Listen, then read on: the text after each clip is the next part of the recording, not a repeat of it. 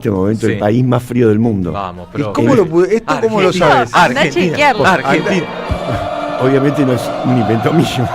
Escuché. ¿Cómo llegaste a esa conclusión? Comparando con los otros países, no hay ninguno que tenga este frío en este momento. Todo el También es hemisferio cierto que norte- estamos en el hemisferio sur, Claro. en invierno, y somos Exacto. el país más del hemisferio sur, somos Austral. el más austral del mundo, ¿no? Exacto, Así que, partiendo de ahí. partiendo de ahí. Bueno, un día muy frío, la obviedad de que abríguense, claramente. Un día para tomar algo caliente, ¿no? Para tomar un mate, un té, un café y demás. Es un día que tenemos varias cuestiones. Ayer hubo una noticia. Para mí es mucho menos importante de lo que termina trascendiendo. A ver, ¿por qué? Es un fallo en primera instancia que va a ser apelado, que seguramente va a llegar a la Corte Suprema de Justicia de Estados Unidos, que las condiciones políticas actuales de la Argentina, cuando pueda llegarse a hacerse eventualmente efectivo el fallo, puedan cambiar. Claramente vienen por YPF. Claramente. Y al decir vienen por YPF, quiere decir que vienen por el petróleo, que vienen por Vaca Muerta, que estamos hablando que Vaca Muerta es la llave maestra de la posibilidad de que la Argentina tenga un desarrollo económico, regional, social y un destino, ¿no? Podemos decir que Vaca Muerta se podría explicar de alguna manera. Es más, la poca estabilidad financiera que ha tenido este gobierno está adjudicada de alguna manera de modo indirecto a Vaca Muerta y Vaca Muerta de modo directo a lo que fue la recuperación del control de una empresa privada, ¿no? Esto es una cuestión importante, ¿eh? No es que se estatizó YPF en el año 2012, no se estatizó YPF. Esto es importante que lo sepamos nosotros especialmente, los que estamos de este lado del Río Bravo, para no repetir cosas que no representan la realidad. Se recuperó el control mayoritario por parte del Estado Nacional, del 51%, ¿no? Eso es lo que pasó. YPF es una sociedad anónima, ¿sí? De hecho, es una empresa que cotiza en los Estados Unidos, en Wall Street. en la bolsa de Wall Street, con las famosas ADRs. Tanto es así que cambian los gobiernos y cambia el presidente de YPF. En un momento el presidente de YPF fue Miguel Galuccio, ¿no? Que se habrá llevado todos los mapitas de dónde estaba el petrolito. El know-how. El know-how, entre otras cuestiones, para hacer su empresa Vista, que es la segunda empresa operadora en Vaca Muerta, después de YPF casualmente. Después... Sería interesante, ¿no? Entrevistarlo a Galuccio. Sería bueno que habla muy poco Galuccio. Hablaba muy poco cuando era presidente de YPF. De hecho, una de las pocas entrevistas, creo que la primera entrevista se la hicimos nosotros casualmente, en aquel momento, para Territorio Comanche. Se la hicimos ahí en el edificio que hizo César Pelli en Puerto Madero, ahí a Miguel Galuccio, entrerriano. Una recomendación de Sergio Urribarri a Cristina. Claro. Cristina no lo conocía y Sergio Urribarri lo recomienda. Y es más, se toma un avión privado a Londres, a donde estaba trabajando Galuccio, para convencerlo para que venga a la Argentina. Lo que quiero decir es que van cambiando los presidentes. Bueno, de hecho, cambió el presidente Pablo González, estuvo durante el gobierno de Alberto Fernández y de Cristina, un hombre que venía de la provincia de Santa Cruz, una provincia petrolera, había sido vicegobernador de Alicia Kirchner en el primer mandato, de Alicia como gobernadora, y ahora tiene a Horacio Marín, que viene a haber trabajado en Plus Petrol, que es la empresa de Paolo Roca, de la empresa de Paolo Roca. Podemos decir el empresario más importante de la Argentina. Ayer casualmente tuve un almuerzo con alguien de esa zona de Campana, de Zárate, donde me decían que tiene la producción del 37% de los caños sin costura del mundo.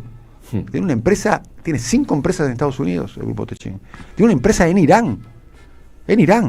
Sí. Tiene empresas en todos lados. Bueno, Pablo Roca muy fuerte. Esa zona Horacio. está muy golpeada, ¿eh? La zona de Zárate, Campana, todo lo que Sí. es el polo industrial está siendo Sí. muy golpeado por las políticas del gobierno. Bien.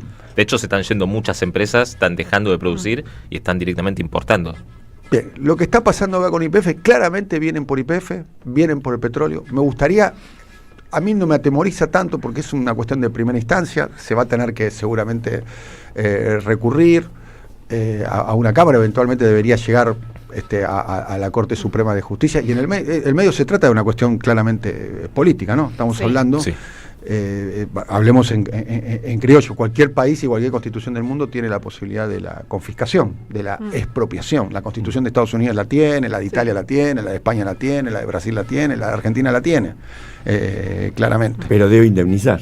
Bueno, acá está el reclamo de la cuestión. Y además cómo entra el sector de los empresarios nacionales. Ahí la familia Eskenazi. Ahí hay un tema también, ¿no? La burguesía nacional. La autodenominada burguesía nacional, porque los que terminan reclamándole de modo indirecto al Estado argentino son la familia Eskenazi, que es una familia, el grupo Petersen, que históricamente tuvo mucha vinculación con los estados provinciales, porque en los 90, cuando se produce la privatización de los bancos estatales, de las provincias, los bancos provinciales, ahí aparece la familia Eskenazi quedándose con el control de algunos bancos. Banco de Santa Cruz, por ejemplo. El Banco de Santa Cruz, de ahí el ingreso inicial de la familia Eskenazi en el año 2008, que fue el primero ingresan como accionistas privados, y después se produce la recuperación por parte del Estado Nacional. O sea, no es una estatización. Espero la reacción fundamentalmente de los gobernadores, hay que esperar a los gobernadores. Recordemos que a partir de la reforma del 94, ¿no?, las riquezas del subsuelo, de alguna manera, son de las provincias, lo cual me parece que si me preguntás cuál es la prioridad para reformar la Constitución, es esa. Recuperar un proyecto nacional con respecto a los recursos naturales. Exacto. Que no haya que cada gobernador pueda decidir por sí mismo. Eso no es federalismo. No. Aparte negocian directo con el extranjero cada provincia. Exactamente. Eso es hasta pondría en riesgo en mediano plazo la integración nacional, ¿no? Claramente. Disuelve. Imagínate, el día de mañana se pueden juntar tres provincias diciendo... Las del Triángulo del Litio, por ejemplo. Las del Triángulo del Litio, la Patagonia. Claro, la cuenca petrolera también. En la Patagonia. Bueno, en algún momento creo que Cornejo, ¿no? Claro. Planteó el Mexix, ¿no? Lo llamaban así, ¿no? Que Mendoza se vaya. Sí, de algún momento, un poco en joda, un poco en serio, se habló de la Argentina del centro, ¿te acordás? Mendoza, Santa Fe, Córdoba, como foco de la riqueza del país. Estos son los peligros subyacentes a esta decisión. Por lo que estuve leyendo bastante sobre el tema. Es un tema de impacto enorme, hay que decir. Bueno, todo ese impacto más o menos natural de bajaron las acciones de YPF un 5%. Tengo entendido que en el premercado estaba bajando 0,5, 0,6%. Todavía no abrieron los mercados de modo pleno. Tampoco la baja fue tan recontra significativa. Si vos ves el recorrido de la acción de YPF históricamente, hasta hace muy poco tiempo atrás estaba en ese valor, había subido, había bajado, había tenido un rally muy grande, especialmente a fines del año pasado, y este año, como gran parte de las acciones argentinas, como dicen los expertos en mercados, había lateralizado, digamos, había quedado como estabilizado en una franja. Bueno, no me parece tan preocupante la decisión en sí, insisto, va a haber una apelación. Recordemos que cuando estaba el gobierno de Joe Biden, el propio Departamento de Estado se había manifestado como amicus curiae, sería como amigo del tribunal, a favor de la Argentina, por lo que pude leer. Inclusive es un precedente que es negativo para el propio Estados Unidos, que una jueza de primera instancia tuvo una decisión extralimitándose para el resto, de alguna manera, de los vínculos comerciales que puede tener capitales norteamericanos con el resto del mundo como antecedente. Sí. Creo que vos, Valen, vas a estar desarrollando un poquitito el tema, estás en ese sentido. Lo que más me preocupa no lo que pase allá, sino lo que pase acá.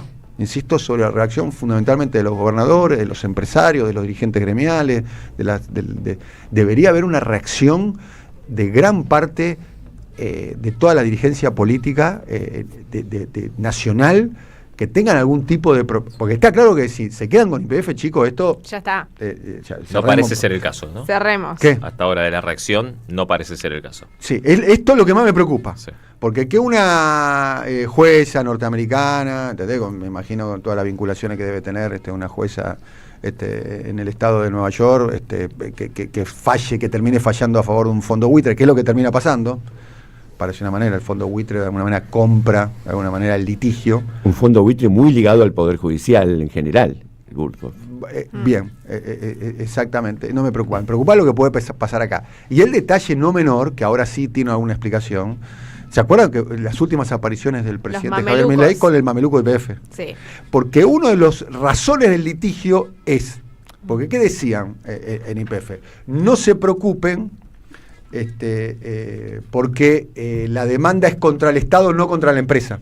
Eso es lo que decían de alguna manera YPF. YPF es una sociedad anónima, nosotros somos una empresa, ustedes preocúpense si nosotros exploramos petróleo, si vendemos nafta, y cómo andan nuestras estaciones de servicio y demás. Esto es lo que la comunicación oficial de la empresa, porque recordemos que este fallo viene de septiembre del año 23. Exacto. Claro, En cuando... realidad el fallo ya viene de septiembre del 23. Sí. Lo que viene, la decisión ahora de la jueza es paguen con las acciones. Sí, ya no me deben 16.000 millones de dólares, sino que me pueden pagar con el 51% de las acciones.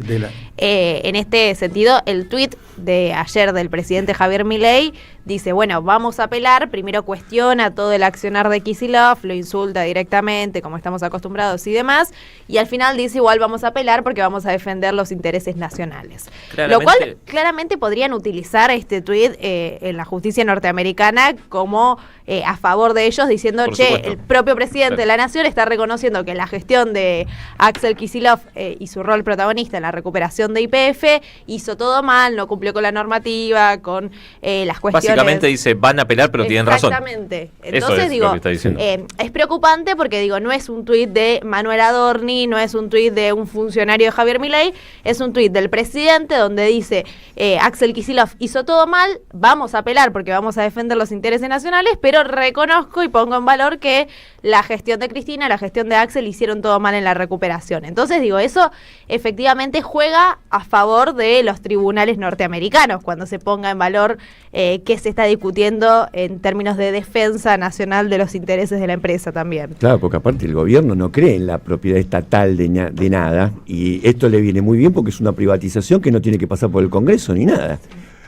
Acá la cuestión, lo del mameluco de YPF no es un detalle menor para mí, y creo que forma parte, no es inocuo, no es inofensivo. No es de Porque ahora igual lo del ya, mameluco. pero bueno, ya sé que no, pero viene desde hace 2 o 3 meses.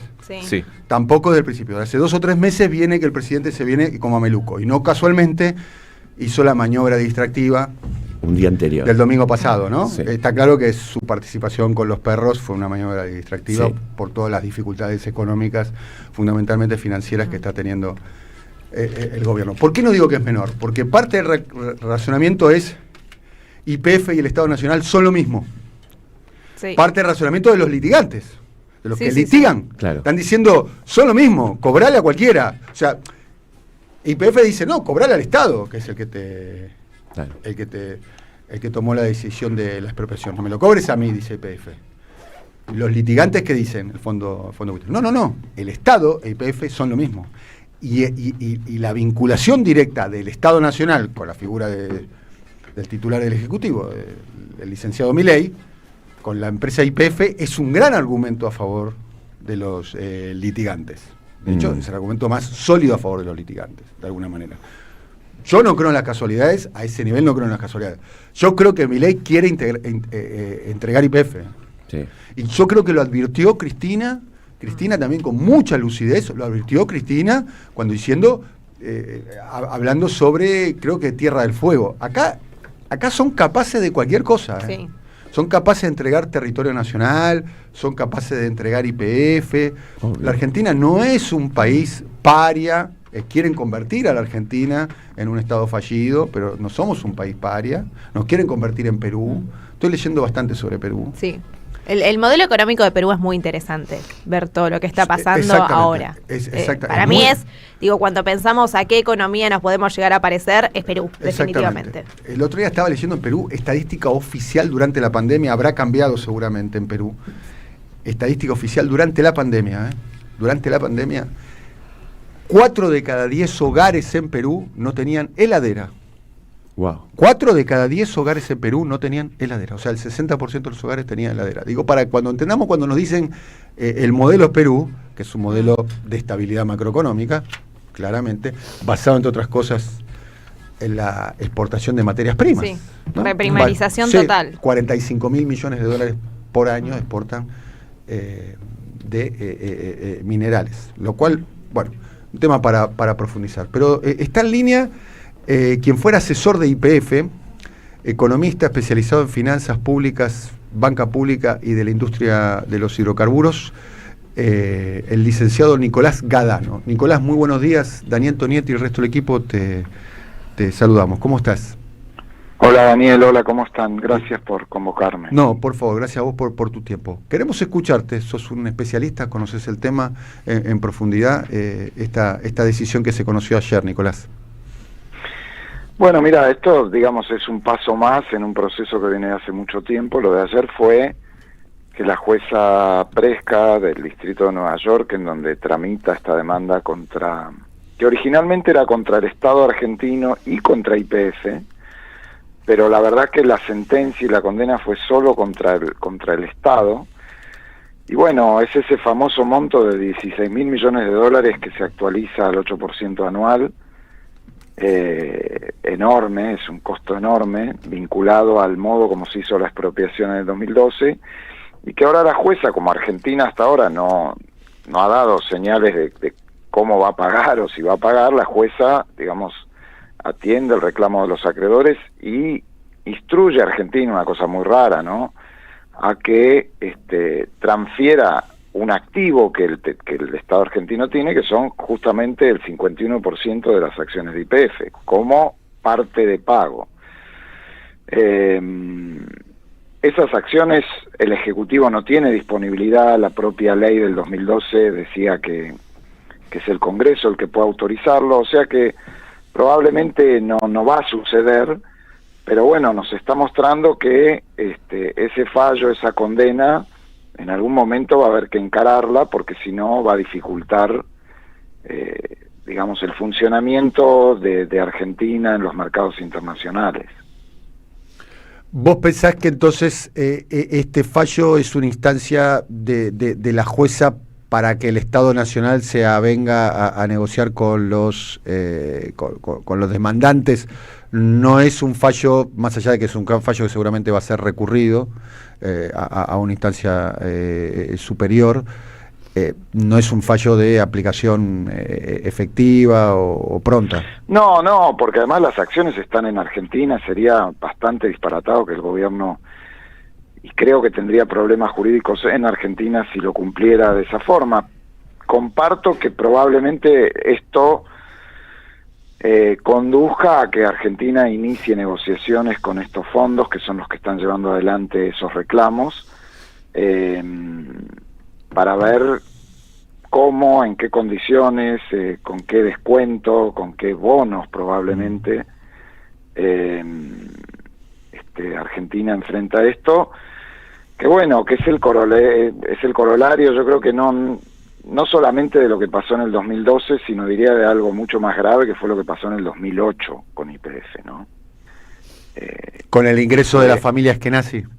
Exactamente, que fue una operación muy complicada, muy oscura, y que generó durante varios años que YPF, piensen que hubo un acuerdo, porque claro, los Eskenazi no tenían con qué pagar esas acciones, la propia Repsol les prestó la plata, entonces después ambos accionistas de YPF firmaron un acuerdo por el cual al menos el 90% de los resultados de YPF, de la plata que generaba YPF todos los años, se repartía entre estos accionistas. En vez de reinvertirse, ¿no? Claro, o sea, si hay una definición de vaciamiento, esa palabra que se usa tan impunemente, sí, era este acuerdo, porque Repsol se llevaba su parte para invertir en otros lugares del mundo y los Eskenazi se llevaban su parte para devolverle el préstamo a Repsol. Claro. De hecho, eso fue, según se relató en aquel momento, en el año 2012, una de las razones, no la única, por la cual se decidió que el Estado recupere el control mayoritario de la empresa. Bueno, Es raro, ¿no? Y sin duda para mí hay un análisis para hacer, que claro. es, la propia Cristina era presidenta cuando Sí. se hizo lo del 2008, Sí, pero sin duda era una operación más del mundo Néstor Kirchner, sí. y creo que la muerte de Kirchner cambió todo en ese frente, y algo pasó por lo cual Sí. Cristina se enemistó con los Eskenazi. Sí. Pero esa propia enemistad, esa especie de nube Quizás, tóxica que había dentro sí, de YPF, hizo que el modo de expropiar, y no quiero entrar a la discusión que se puede dar de si la expropiación era necesaria o no, yo creo que no, pero bueno, más allá de eso, el modo en el que se hizo la expropiación, y mencionaría dos rasgos. Una es que en vez de expropiar el 100% de la compañía, se expropió solo el 51%. A ver, vos hubieses expropiado, me Y interesa el este punto. segundo, perdón, Sí. el segundo es que el 51 que se expropió no se hizo a prorrata, por lo tanto tomando algunas acciones de Repsol y también algunas acciones del grupo Eskenazi que tenía el 25%. Solo se expropió el 51% de Repsol. Yo creo que en ese momento, si el Estado argentino expropiaba y le pagaba, como hizo con Repsol, a los Eskenazi, era un escándalo y probablemente Cristina no quería hacerlo. Ahora, eso habilitó a que el grupo Eskenazi, en concurso, en Madrid, hiciera este reclamo por el incumplimiento del estatuto y finalmente derivara en un pasivo para la Argentina bestial, porque estamos hablando de 16.000 millones de dólares, ¿no? O sea, entonces yo creo que la mala gestión de esa expropiación, más allá de la decisión de expropiar, no es solamente, como dicen algunos, bueno, Kicillof es un inútil. No, acá hay detrás un problema con los Eskenazi que se había gestado desde el momento que Néstor Kirchner los hizo entrar a la compañía. Nicolás, vos sos un especialista en energía. De hecho, tenés un streaming, ¿no? ¿No? No, participo ahí sí con Nico Gandini en un Dínamo. En un streaming donde van todos, digamos, es bastante ecuménico, sí. ¿No? Van todos en estos tiempos tan difíciles, la verdad que es un gran espacio ese que hemos creado y que ha creado Nico Gandini, porque sí, tenemos que está Flavia Rollón, que fue secretaria de Energía. Taranguren, están todos, ¿no? Taranguren, están todas las bandas. Varios, sí. Están todas las bandas. Estamos todas las bandas. Muy bien. En energía somos de ponernos de acuerdo más fácil. Yo cada tanto he asistido a algunos capítulos del streaming ese. Bueno, quiero preguntarte una cuestión elemental sobre el tema de la recuperación por parte del Estado de YPF en el año 2012. A ver, el año pasado el superávit energético de gas y petróleo, ¿en cuánto terminó siendo el número fino exacto?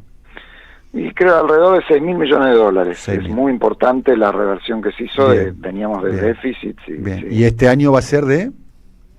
Este año probablemente no suba mucho porque lo que estamos teniendo es... El precio. Estamos produciendo y exportando más, pero tenemos peores precios, sí, efectivamente. Muy bien. Pero vamos hacia un saldo muy favorable de la balanza. Muy favorable, ¿no? Se habla incluso en perspectiva que en el año 2030 la Argentina puede tener un saldo favorable de 20.000 o 30.000 millones de dólares solamente de gas y petróleo, ¿no? Es razonable esa proyección. Por eso, es razonable de 2030, estamos en 2025, faltan 5 años más. Hay que decir también, es cierto, que parte de un déficit de la Argentina, le faltaban del tema dólares, es que parte de los dólares se los gastaban en energía, ¿o no? Tal cual, ¿no? cual. En gas y petróleo, ¿no? El déficit. Era muy fuerte. Sí, llegó a ser 2014, 2015 llegó a ser 8.000 palos. 10.000, casi 10.000 millones de dólares. Bueno, o sea, pasamos para yo no soy especialista en el tema y los oyentes tampoco, pero pasamos de pagar 10.000 palos por año a recibir 6.000 palos por año, ¿no? Sí. Bueno, sí. Eso en términos... Como país, ¿no? Como país, claro, como país. Bueno, pero para toda la economía, para todos los actores económicos, eso es favorable.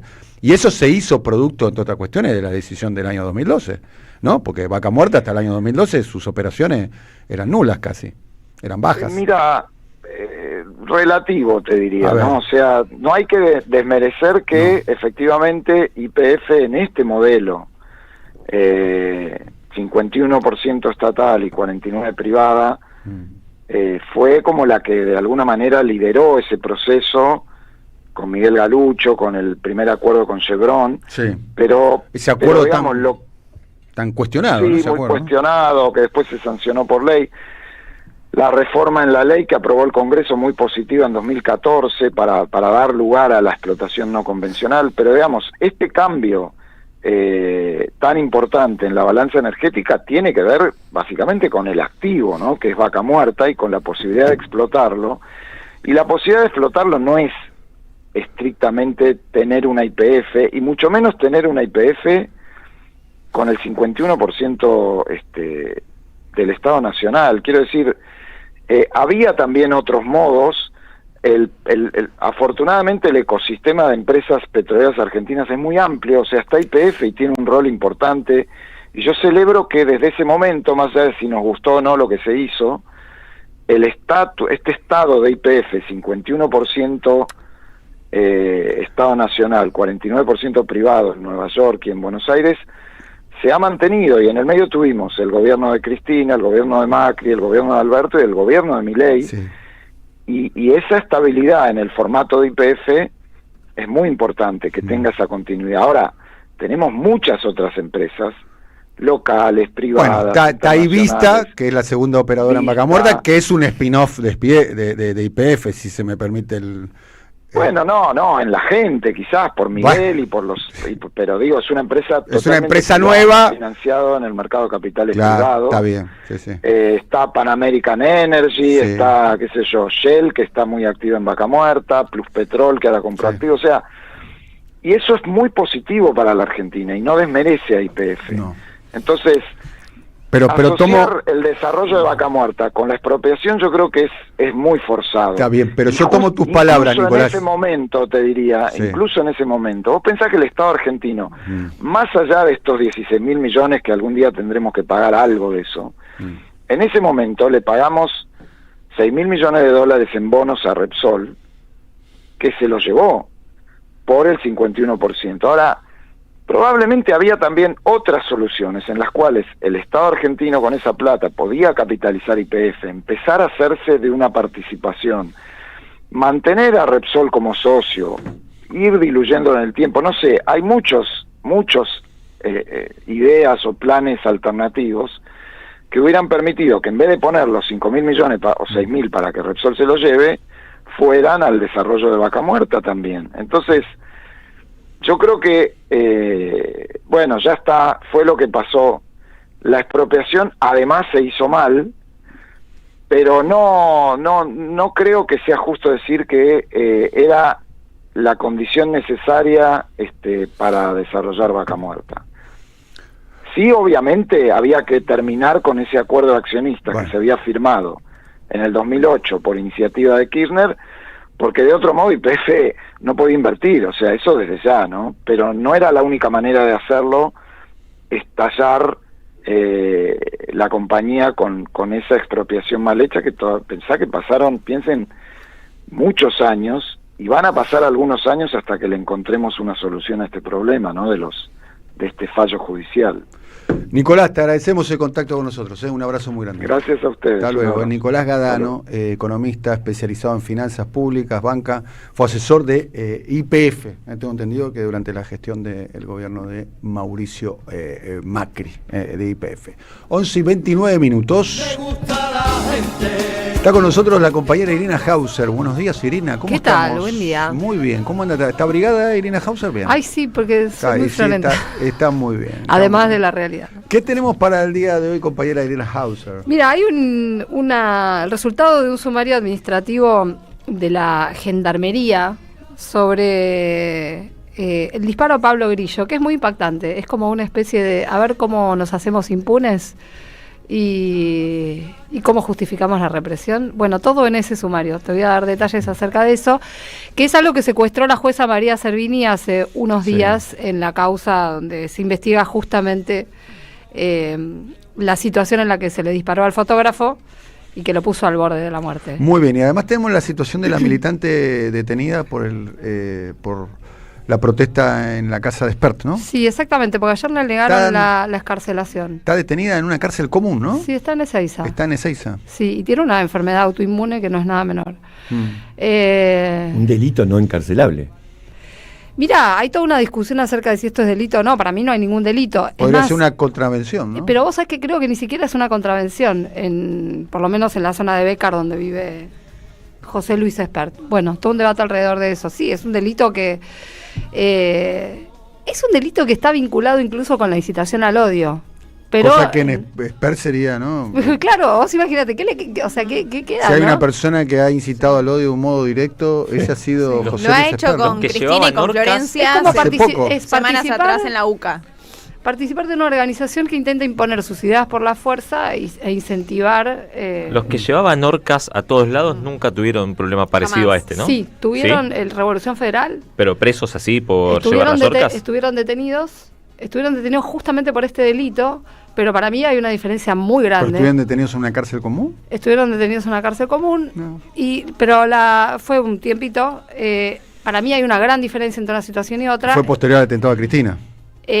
Fue posterior al atentado a Cristina. Claro. En medio quisieron matar a... No, pero además ellos... Esta chica está detenida por tirar caca o dejar caca a la puerta de la casa, ¿no? No, por eso. Y en este caso era un grupo de personas que realmente hacían acciones de manera sistemática, llamando a matar a Cristina, ¿no? Sí. Es que...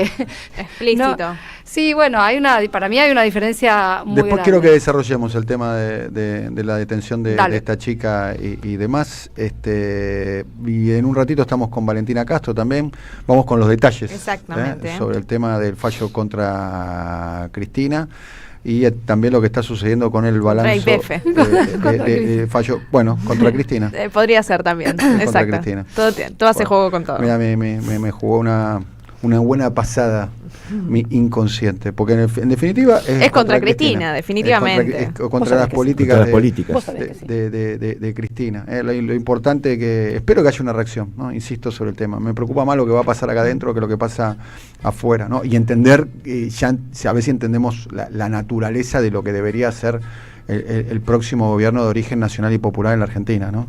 Una de las cosas que tiene que hacer es renunciar que la Argentina denuncie los acuerdos del CIADI, por ejemplo. Sí. Basta de tribunales internacionales para definir las controversias en Argentina. La Argentina es un Estado soberano, las cuestiones sobre la Argentina se discuten en el interior del territorio nacional. Una empresa argentina. Pero Brasil, la quinta, sexta economía del mundo, no está en el CIADI. Sí. ¿Entendés? Y mirá que pasó Fernando Enrique Cardoso, pasó Collor de Mello, pasó Bolsonaro y no están en el CIADI. Imagínate si la burguesía brasilera o lo que queda de la burguesía brasilera va a aceptar, ¿entendés?, que su litigio con el resto de los capitales del mundo se definan en otro lugar. En Nueva York, claro. En otro lugar del mundo. Esto no tiene relación con el CIADI, quiero aclarar, no es esto, porque se trata de una empresa. No es un reclamo del CIADI, quiero aclarar, pero solamente como para traer al presente la recuperación de la soberanía nacional. Profesor, ¿qué vamos a hablar más adelante? Bueno, hoy es una fecha de triple efeméride porque es el día que murió, se suicidó Leandro Eñalem, es el día en que murió Perón, que de eso vamos a hablar, y es el día del historiador. ¿Hoy? ¡Feliz Sí, día! ¡Feliz día, profe! Aceptamos medialunas, aceptamos todo lo que quieran. Churros Viene en con topo. mangazo. El Pero recuerdo vamos- viene con mangazo. Pero vamos con los últimos días de Perón, esa historia. Feliz día, querido Muchas gracias. profesor. Qué grande, Profesor Viñez Guerrero. El mejor de todos. ¿Eh? El mejor de todos. El mejor de todos. Por mucho. Feliz día te desea tu ministerio amigo. Por mucho. El único que le puede hacer partido, si está iluminado, Felipe Piña. Como ayer. Tipo, Exacto. tiene que hacer un partido tipo el Al Hilal contra el Manchester City, una cosa así. Exactamente. Tiene que estar muy iluminado. Si está en su momento, Me dijo que si lo invitamos viene. En su prime. y invitémoslo ¿Va a hacer un mano a mano? Exactamente. No, Mano a mano, ¿te yo imaginas? yo lo escucho. Es como verlo el día que Karpov y Kasparov. el día que jugaron juntos Messi y Riquelme, ¿no? Claro, Messi Maradona. Pero Messi y Maradona no jugaron juntos. No jugaron Bueno, juntos. Bueno, Lo entrenaron, dirigió, entrenaron, lo dirigió. entrenaron alguna vez. Hay una imagen que se están pasando la pelota Claro. en la Sí, cancha, sí, muy sí. linda, muy emocionante. Pero Messi y Riquelme jugaron juntos. Pero es otra liga, Daniel Carlos. Es otra liga. Sí, Es ya otra sé. liga, ¿Cómo bueno. te cuesta? ¿Cómo No, le no me cuesta cuesta. ceder? ¿Cómo te No me cuesta, a vos te reconocer? cuesta mucho. A vos ¿Cómo te cuesta fue? mucho. Bueno. No, es otra liga. Bueno, pero a ver, jugadores que jugaron, Sinceramente, que es otra estuvieron liga. que estuvieron con Messi. Messi. Messi y Stefano, Messi Maradona, Messi Pelé, Messi Riquelme, sinceramente juegan en otra liga. Yo Está te bien. quiero mucho, sé que tu corazón te tira, pero No, pero está bien, pero ¿qué jugador con Messi, a qué jugador pondrías? Porque los demás están... Ronaldinho. Jugaron juntos. Ronaldinho. Neymar. Yo pensaba que gente argentina. Pero... Ronaldinho. Está bien. Ronaldinho es bueno. Es bueno. Muy bueno. Vamos a tu tema, querido. Dani, te voy a contar la interna de la CGT en 3 fotos en paralelo que se dieron ayer en simultáneo, casi a la misma hora, en la ciudad de Buenos Aires, en distintos lugares. La primera en la sede del PJ Nacional. Por primera vez hubo reunión de sindicatos para sumarse a la campaña por la libertad de Cristina. Más de 30 organizaciones sindicales se reunieron en la sede de Mateu. Estuvieron desde Vanessa Siles hasta los bancarios, desde Les Mata hasta Carlitos Ortega del CECAFI, docentes universitarios. Bueno, estuvieron deliberando cómo sumarse a la campaña por Cristina Libre y además de paso empezando a origear un poquito cómo puede ser la sucesión en la CGT, que tiene que ir a elecciones en 3, 4, 5 meses. Es una cuestión que tiene que definir en breve el Consejo Directivo. Después de la reunión, que duró un poquito más de 1 hora, avisaron que van a lanzar una campaña nacional, todavía no dieron precisiones, lo van a informar en las próximas horas para, en distintos puntos del país, apuntalar la campaña por la libertad de Cristina. Primera foto. Segunda foto. En la calle Lima, casualmente o no tanto, donde en estos momentos funcionan unos sanatorios de unos consultorios del Sanatorio Güemes, foto. Martín Redrado sumado al armado electoral de Luis Barrio Nuevo. Hola, perdido, Martín. Hola, Martín, ¿cómo andás? ¿Qué tenés que hacer hoy? Llamamos armado electoral de Luis Barrio Nuevo. Es lo que presentaron ayer, una sede que está justamente, o no tanto, en donde funciona el consultorio del Sanatorio Güemes, de un partido que se va a llamar Trabajar. Y quisieron poner Descansar, pero parece que ya estaba ocupado. Y Martín Redrado va a ser parte del partido Trabajar. Martín Redrado va a ser parte de esa gestión. Va a ser candidato. Todavía no hay precisiones sobre las listas. Probablemente no haya precisiones ahora. Está más pensado dentro de 2 años que en lo que puede ocurrir en estas legislativas. Barrio Nuevo juntó a su tropa Carlos Acuña, Héctor Benítez, Maya Volkovsky de Judiciales, Daniel Vila de Carga y Descarga. Ahí avisaron que van a tratar de presentarse elecciones con lista propia para tener candidatos propios y no depender del armado del PJ Nacional, ni tampoco de la firma de Kicillof, y que su asesor económico y su figura, digamos, en el terreno político va a ser... Pero no es para esta elección ahora. Probablemente no lleguen para ahora. Probablemente no lleguen para ahora. ¿Y qué dijo en ese espacio Barrio Nuevo? Dijo, se terminó el esquema de tercios. Tenemos que ir a un esquema donde haya un solo secretario general de la CGT. El esquema de tercios fracasó. El gobierno no puede decir nada. Hasta ahora hemos acompañado bastante. Tenemos que tener un esquema de CGT que cuando tire balas, las tire todas juntas y no esto que está pasando ahora. Tenemos que buscar un dirigente nuevo con un proyecto que pueda representar a todos. Segunda foto. Tercera foto, reunión de mesa chica de la CGT en la sede de la Unión Personal Civil de la Nación, de Andrés Rodríguez. Ahí estuvieron todos. Estuvo entre otros Gerardo Martínez, que hizo un repaso de cómo le fue en la primera reunión del Consejo de Mayo. De hecho, le dieron el aval para que siga sentado ahí. Intercambiaron posiciones y 2 cosas que me parecen trascendentes que se llevaron de ahí, que entre otros estuvo el propio Hugo Moyano. Primero, van a ir a decirle, le van a pedir una audiencia, le van a decir a Axel Kicillof, vamos a ser parte de tu armado, queremos lugares en las listas en representación de el armado del Kicillof. El orden de los factores no altera el producto. Le van a pedir lugares en las listas. Sí, bueno. Te apoyamos, pero... Por supuesto. Segundo, se agarraron muy fuerte, de hecho uno de los dos se levantó y se fue de la reunión, Héctor Daer y Juan Carlos Smith. A la pelota. Héctor Daer le reprochó a Smith la marcha de la semana pasada frente al Ministerio de Desregulación, donde se presentó un frente sindical que tiene, entre otros, a gremios industriales, a los gremios de transporte. ¿Le reprochó que se movilice? Le reprochó que se movilice porque dice que en la práctica lo que fue una protesta más que a Sturzenegger era la CGT, porque básicamente lo que decían, che, ¿dónde está la CGT? Nos dejaste en evidencia. La contramarcha. Es más, uno levantó la mano, no vamos a botonear porque... La contracumbre. Uno levantó la mano y pidió sanciones para los dirigentes de la CGT que no acaten las resoluciones del Consejo. Hay que sancionar a los dirigentes de la CGT. Que no acaten las resoluciones del Consejo. Hay que sancionar a los dirigentes de la CGT que se movilicen. Claro, una cosa así. Esto pasó. Se agarraron muy mal. Es producto de tu imaginación. Juan Carlos Smith se levantó y se fue de la reunión, de hecho. Echado por luchar. Pegó portazo. Sí, se fue de la reunión, básicamente porque ese espacio que se presentó el otro día tiene alguna Juan Carlos trascendencia Enmit como históricamente estaba muy alineado con Hugo Moyano. Hugo Moyano, Y ¿qué sentado había? ahí, se quedó.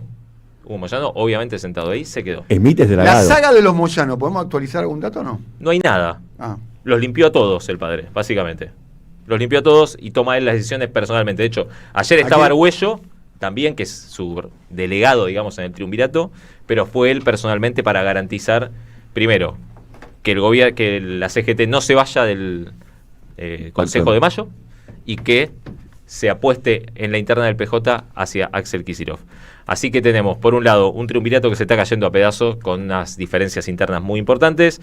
Luis Barrio Nuevo tratando de buscar su armado electoral, diciendo que quiere un solo secretario general, y en la sede del PJ unos 30 sindicatos que van a salir a pelear con una campaña nacional por la libertad de Cristina. No manda nadie. Una dispersión absoluta y total. Si querés te la cierro. Lo que sí pareciera haber consenso es que la próxima conducción de la CGT no puede tener más 3 cabezas. Tiene que ser uno solo. Smith en la reunión de ayer lo definió como el modelo Ubaldini. Un dirigente nuevo de un gremio chico, apoyado por todos, que pueda tener la autonomía de, por ejemplo, declarar un paro general sin tener que irse, como le pasó a Pablo Moyano antes y a Héctor Daer ahora. Héctor Daer quería ir a un paro. Quería renovar, pero la última vez que anunció un paro le sacaron el cuerpo a todos. Tuvo que decir que no seguía para que los demás le digan, bueno, vamos al paro y después te vas. A Ubaldini lo hubiesen echado. 13 paros generales. Claro. Bueno, pero Ubaldini tenía detrás a Lorenzo Mariano Miguel en el momento que era muy fuerte de la UOM. Ubaldini, Saúl era... Saúl querido. ¿Eh? Saúl querido. No, pero era un hombre... ¿no? Si querés, algunos nombres que están dando vueltas son Jorge Sola, el secretario general del Seguro. Ese no lo veo combativo. Ese, muy parecido el perfil al de Daer, si se quiere, ¿no? Un delegado de los lavadito. gordos. Un delegado de los gordos. Sí, ¿eh? Un delegado de los gordos. No, y además muy aliado de Macri. Aliado de Macri.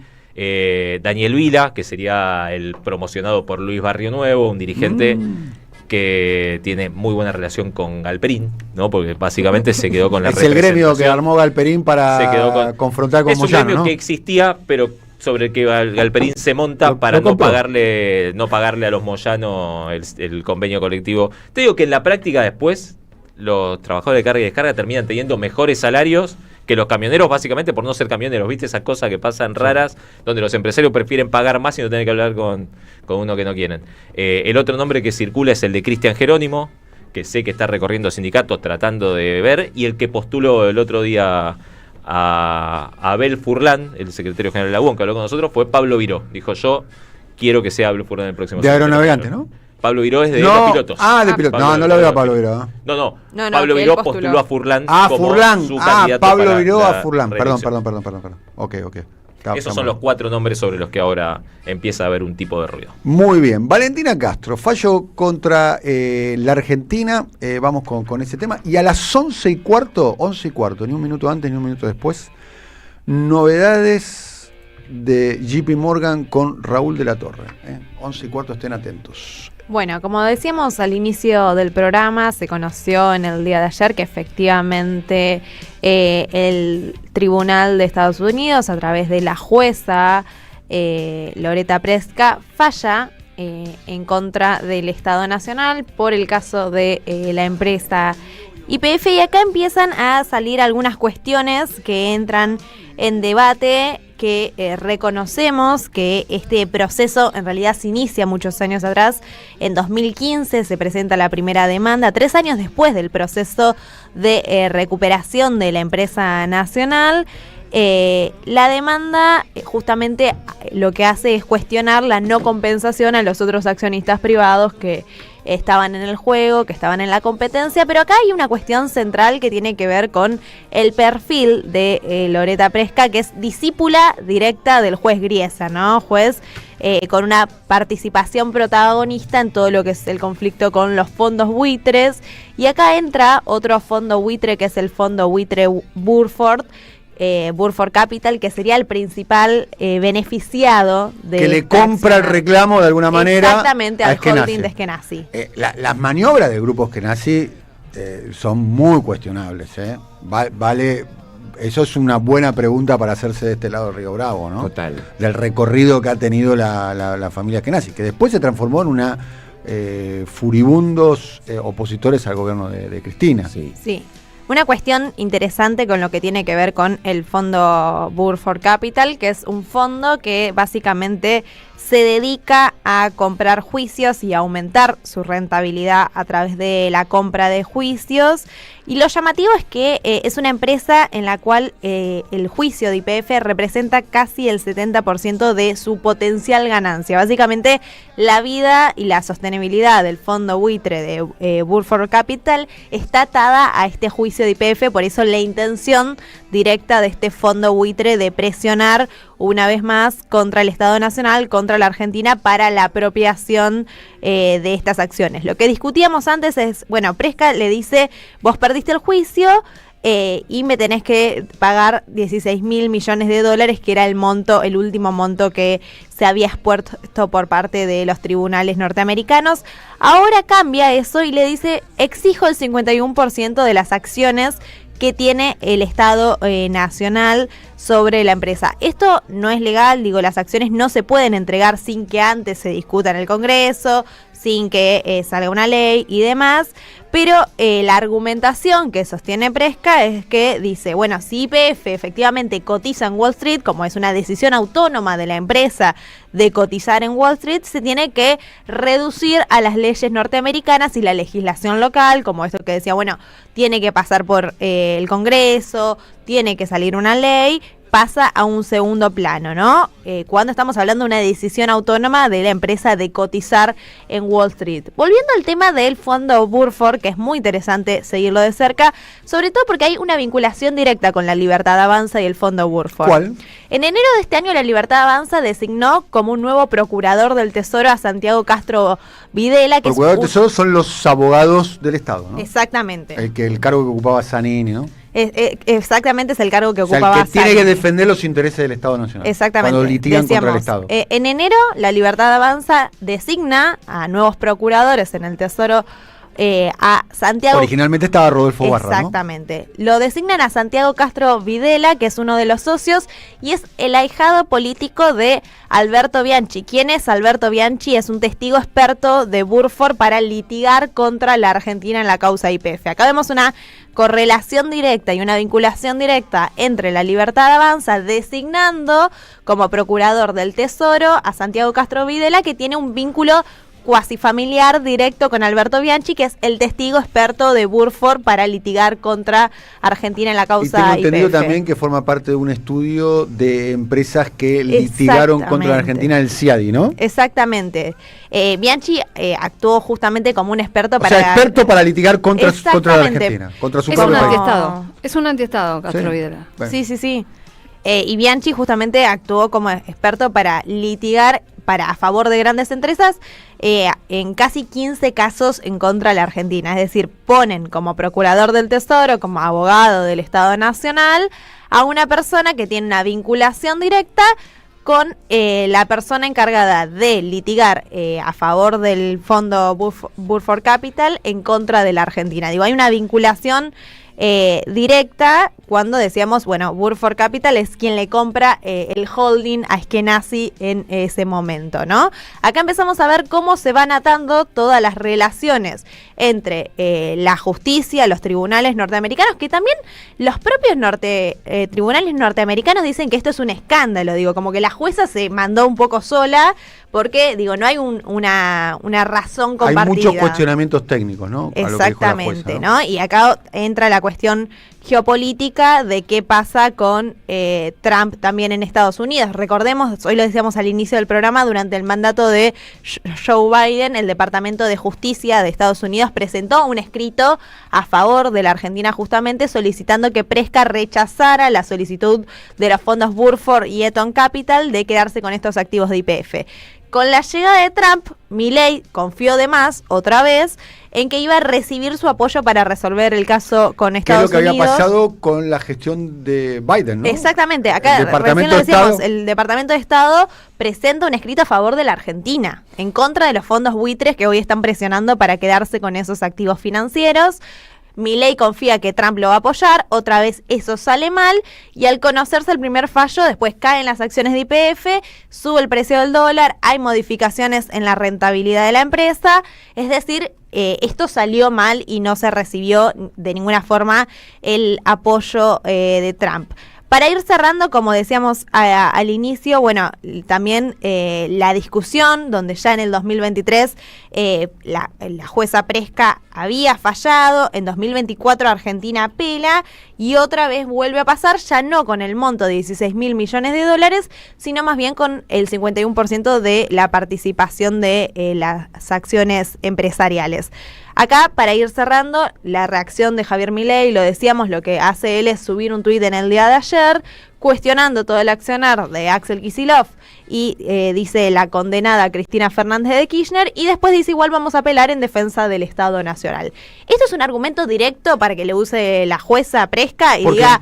Porque justamente dice, acá el presidente de la Nación está reconociendo que toda la recuperación, el proceso de nacionalización de YPF se hizo mal. Porque el tipo, si vos lees el tuit, dice, hicieron todo mal, de todas formas yo voy a apelar porque tengo que defender los intereses del Estado Nacional. Ahora diríamos, ¿ustedes creen que esto pasaría lo mismo si lo hace con otra empresa nacional que no sea YPF, con lo que implica en términos de sostenibilidad del modelo por los dólares que podrían entrar por la cuenta energética? No, bueno, ahí hay un esquema efectivamente donde él sabe que la cuestión energética de alguna forma le puede garantizar una entrada de dólares, que hoy es el principal problema que está teniendo el gobierno en el frente externo y sobre todo en el frente financiero. Gracias, muy buena información, Valentina. La seguridad de tus valores y tu tranquilidad resguardadas en el mejor lugar. Ingot, la empresa líder en servicio de alquiler de cajas de seguridad privadas, cuenta con la más moderna tecnología, mayor seguridad y la mejor atención. Encontralos en Microcentro, Nordelta, Córdoba, Punta del Este y ahora también en Avenida Gaona y en Nuevo Quilmes Plaza. Más información en www.ingot.com.ar. No se puede vivir del amor. No se puede vivir del amor. No se puede vivir del amor. ¿Seguro? Las cuentas no se pueden pagar con amor. Qué miseria. Ni amor. Qué miseria. Empresa Cooperativa de Alimentos Soberano, una cooperativa de 60 familias. Las ofertas que tienen tremendos. ¿Qué quieren saber? ¿La zanahoria? Sí, por ejemplo. Zanahoria, el kilo, 380 pesos. Me estás jodiendo. El boniato, que es como una papa, una batata cheta. Cheta, Es total, muy cheta, Palermo. boniato es muy, La pero batata llegó a de todos ellos, lados. La batata de ellos. La batata. Había un de locutor, ellos. Boniato. ¿Qué le hace tan cheta? Franco ¿Qué le hace tan cheta? Y es como un intermedio. Exactamente. La cabut, el Para boniato, mí la tercera 750 sección pesos. electoral no la encontrás. Sí, ya la encontrás, ya la encontrás. Olvidate. En el segundo cordón llegó el boniato. No. Sí, por supuesto. Es rico el boniato. Sí. Es muy rico. Dicen que es un hidrato de carbono muy bueno. La batata. No, pero tiene chicos, otro es un color. intermedio, es naranjón. Es más Batata. naranjón, Bien naranja. es más dulzón. Es lo mismo. Es más dulzón. Dame esa batata medio rara. Cabuti a 450 pesos el kilo. Manzana verde, 1.500 pesos el kilo. Bueno, atención, 40% de descuento con cuenta de DNI todos los días de julio. Qué grande Kicillof. O sea, presidente. Cuando pasa el invierno. Que recupere el YPF. Kicillof, olvídate, va de cuenta DNI por Cuenta todo- Nación, por- cuenta Nación. No, cuenta DNI por todos lados. Claro. Bueno, vayan a los locales de ECAS de nuestra parte, @somosecas, van a ser muy bien tratados. Y además les quiero decir algo, que esto es muy importante.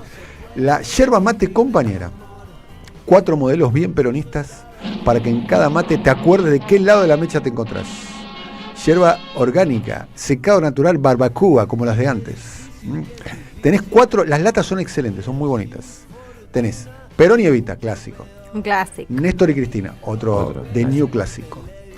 Eve y Juana Zurduy, me encanta, es muy linda, muy linda. Y demás. Y San Martín y Rosas. El día del historiador podés regalar. San Martín y Rosas. Cuando venga Felipe Piña, Le ¿coordinamos convida- para la semana que viene? Dale, lo Felipe cerramos Piña, para la semana que viene. para la semana ¿Pueden que viene. preparar un tema Duex? ¿Con Felipe? Sí. Ya mismo le digo. Esto como cuando se juntó Bono con Sinatra. Sí, olvidate. Ojo. Bono. Se juntó con la Bono. existencia de Bono. Se juntó Bono con Sinatra, olvidate. Esto es tremendo. ¿Tenés el tema de Bono? Bono, el con Sinatra? arquero. ¿A cuánto está el bono? No, por favor. Y también podés conseguir en Perón Resto Bar, que está en Palermo, San Telmo, Córdoba, Lanús y Madrid. Y próximamente, ¿quién te dice París, ponele? ¿Quién te dice Tokio? ¿Quién te dice Barcelona? ¿Quién te dice Teherán? Alfajores Pocho, te clavas 1, te clavas 8. Son muy buenos. Yo los probé, son riquísimos. Miren que yo de alfajores sé. ¿Con contundente relleno viene? Sí, como está ahora. La moda de ahora son los alfajores. Bien rellenitos. Bien rellenos de dulce de leche. Alfajores Pocho, ¿te comes uno? ¡Te clavas 8, papá! Qué grande Pipo. Parece. Qué grande Pipo. Qué grande Pipo. Es una publicidad de los años. Gran incorporación la de Pipo. El alfajor del general. Bueno, todo eso lo conseguís en envíos en la tienda online @Perón Resto Bar. Perón Resto Bar. Y además quiero decirles, esto es importante, poniendo estaba la Sagam, alias Radio AM530. Saben que estamos a punto de arreglar la planta transmisora. Se va a escuchar hasta, te digo dónde, mirá, se va a escuchar hasta en Miami, mirá la radio, en serio, fuera de joda. Hasta en Malvinas. Se va a escuchar en muchos lugares, en serio. Estamos arreglando el transmisor, la antena, el generador, y ya cumplimos el primer objetivo. Pero es importante que vos nos sigas acompañando. Te digo a vos que estás escuchando en este momento, podés suscribirte, acompañarnos con una suscripción. Es muy fácil. Entrás a am530somosradio.com. Ahí vas al banner de Asociate de nuestra comunidad y elegí la suscripción que mejor te venga. Apretá el botón de unirte y listo. Y ya sos parte de la comunidad. Y además tenés un mail, tenés un teléfono como para poder comunicarte. Si tenés alguna duda, si querés suscribirte y demás. Es importante que salgas a bancarnos en este momento, más que nunca. am530somosradio.com. Y si querés hacer un aporte por única vez, poniendo estaba la Sagán en el alias Radio AM530. Radio AM. ¿Cuánto puedo poner ahí? 500. Puedes poner desde 100 pesos a lo que quieras. A 1 millón. Hubo uno que puso un palo, en serio. Incluso, fuera de joda. sí, Hubo 2 o 3 que pusieron 500 lucas. Olvídate, bien. Sí, son grandes aportantes. Recomendamos, según la ley del ARCA, que pueden poner hasta 50 millones de pesos sin tener que declarar. Pongan 49.900. Pueden poner 49.900 con las nuevas regulaciones. No tenemos ningún problema. Y si quieren pasar por acá, por la radio. Quieren tirar un bolso. Tirar un sobol. Ese físico. Si la trae crocante, ningún problema. Un bolso. Tenés que blanquear una operación y no sabes dónde depositar. Una caja de seguridad, la agarramos. ¿Te quedaron de los 90 unos tickets de canasta? También. Le damos la bandería siempre soy. Radio AM530, el alias. Compañera Elena Hauser. Bueno, vamos a hablar de la situación de Alessia Abaigar, esta funcionaria de la provincia de Buenos Aires, que está detenida desde el miércoles pasado. A cuento de que José Luis Espert se ve que se enojó bastante por este episodio en el que tiraron bosta en la puerta de su casa y le pusieron un pasacalle con algunas consignas cuestionándolo. Ella en particular aparece implicada porque hay un auto de ella en la zona. Digamos, esto no quiere decir que tampoco que... ¿Esa es la única prueba? De momento sí. Ok. Sí, de momento sí. Bueno, pero así está funcionando todo, ¿no? En general. Vos preguntás por las pruebas y bien, gracias. El hecho es que esta decisión de dejarla detenida la toma la jueza Sandra Arroyo Salgado y la toma también un fiscal, Federico Yuspa, que avala toda la situación. Arroyo Salgado lo que termina imputándole en función de lo que plantea el fiscal, y esto es un poco lo que explicábamos hace un ratito, es que es un delito que es como si fuera una forma de asociación ilícita que lo que hace es castigar a quien intenta imponer sus ideas o combatir las ideas ajenas por la fuerza y el temor. Este es el delito, a la paz de condicionar, la actuación y la actividad política, en este caso del diputado José Luis Espert, alentando o incitando con eso a la persecución o al odio a causa de sus ideas políticas. A mí me vuelve loca leer esto, porque... Claro. Sí, amigo, lee las redes, ¿no? Espero que hace unas semanas en un acto, en un congreso de comunicación política en la UCA, insultó de forma directa a Florencia Kirchner y a su madre, a Cristina Fernández de Kirchner. Todo el tiempo. Y lo repudiaron en la UCA, que uno podría decir, bueno, la UCA conservadora no tiene ninguna perspectiva inclusiva ni nada, pero incluso, digo, fue un público que no era ni amigable con eso que él decía. Exacto. Era un congreso de comunicación. Exactamente. Sí. Probablemente si hubiesen sido periodistas lo hubiesen dejado pasar. Esper, que además hace años que utiliza el eslogan cárcel o bala, que no es gratuito. Cárcel o bala es algo que está pasando. Es algo que está ocurriendo. Mencionábamos hace minutos también la situación del fotógrafo Pablo Grillo, ¿no? Cárcel o bala, que es algo que se la pasó agitando también antes del intento de magnicidio contra Cristina Fernández de Kirchner y que por lo menos a mi modo de ver formó parte de todo un caldo de cultivo en ese momento que derivó justamente en ese atentado. Por eso me resulta muy, me hace mucho ruido que le apliquen este delito a esta persona. Que además hay que decir que en un comienzo fue detenida con la mamá y con un mecánico. No sé si sabían esto, porque tenían permiso para manejar el auto de ella. La madre incluso contó públicamente que hasta que la esposaron, que fue toda una situación muy denigrante. En el caso de Alesia, está ahora detenida en el pabellón 5 del penal de Seiza. Está en una cárcel común federal. Está a disposición del Servicio Penitenciario Federal. Y después de esta decisión de negarle la excarcelación que toma la jueza Arroyo Salgado, va a tener que decidir la Cámara de San Martín qué es lo que hace. Uno espera que la verdad que se revierta esta situación que no parece tener ni pies ni cabeza, pero bueno, en el mientras tanto, ella está privada de su Hace una libertad. semana está detenida. Sí, va a ser una semana mañana de su detención. Sí, primero estuvo alojada en otros lugares y ahora está en el penal de Seiza. ¿Quién define finalmente su situación? Es la Cámara de San Martín, es la que tiene que revisar la decisión de la jueza Arroyo Salgado. Los jueces que van a intervenir... Arroyo Salgado. Arroyo Salgado es la jueza que está a cargo de esto. ¿Es un delito federal? ¿Por qué Arroyo Salgado es una jueza porque federal? El delito que le están imponiendo es un delito federal. Es una barbaridad lo que le están imponiendo. Es como, la están acusando de ser parte de una banda que agita el odio, que intenta imponer sus ideas. No es una persona que no tiene antecedentes, no sé, es todo absurdo. Y además me parece que es un uso peligroso. Una cosa, como decía, antes me preguntaban por, si los integrantes de Revolución Federal, que ya no existe esa organización, pero que existió y fue muy activa antes del intento de magnicidio contra Cristina, habían tenido alguna situación, habían estado detenidos. Sí, estuvieron detenidos por este delito. Y después la Cámara Federal se los morigeró, le puso otro delito. No, es demasiado, dijeron. Y le pusieron incitación a la violencia. Entonces, imagínense, la Cámara Federal le bajó el rango del delito a los de Revolución Federal. No es un delito menor, incitación. Con un atentado en el medio, ¿no? Claro. Con un atentado en el medio. No, pero además estamos hablando de personas que en ese momento reproducían actos de violencia todos los días y en las redes sociales pedían explícitamente que la maten a Cristina. O sea, hay una diferencia abismal en lo que estamos hablando ahora e insisto, tampoco está clara la responsabilidad de nadie acá, ¿no? Porque pusieron secreto de sumario, entonces tampoco pueden acceder todavía a las pruebas que hay el abogado de ella, Daniel Germanos. Entonces tampoco tienen muy en claro qué es lo que hay. El argumento para no dejarla en libertad... ¿La Cámara cuándo se va a expedir? Nunca tienen plazos, pero deberían expedirse pronto porque cuando una persona está privada de la libertad... Privar a una persona de su libertad Por eso. Debería ser una medida absolutamente extrema. Bueno, en este caso la justificación, ¿sabes cuál es? Que puede entorpecer la investigación porque están buscando a otras personas. Ese es el argumento. Debería ser una medida... O sea, estoy plenamente de acuerdo con lo que vos decís. Pero, bueno...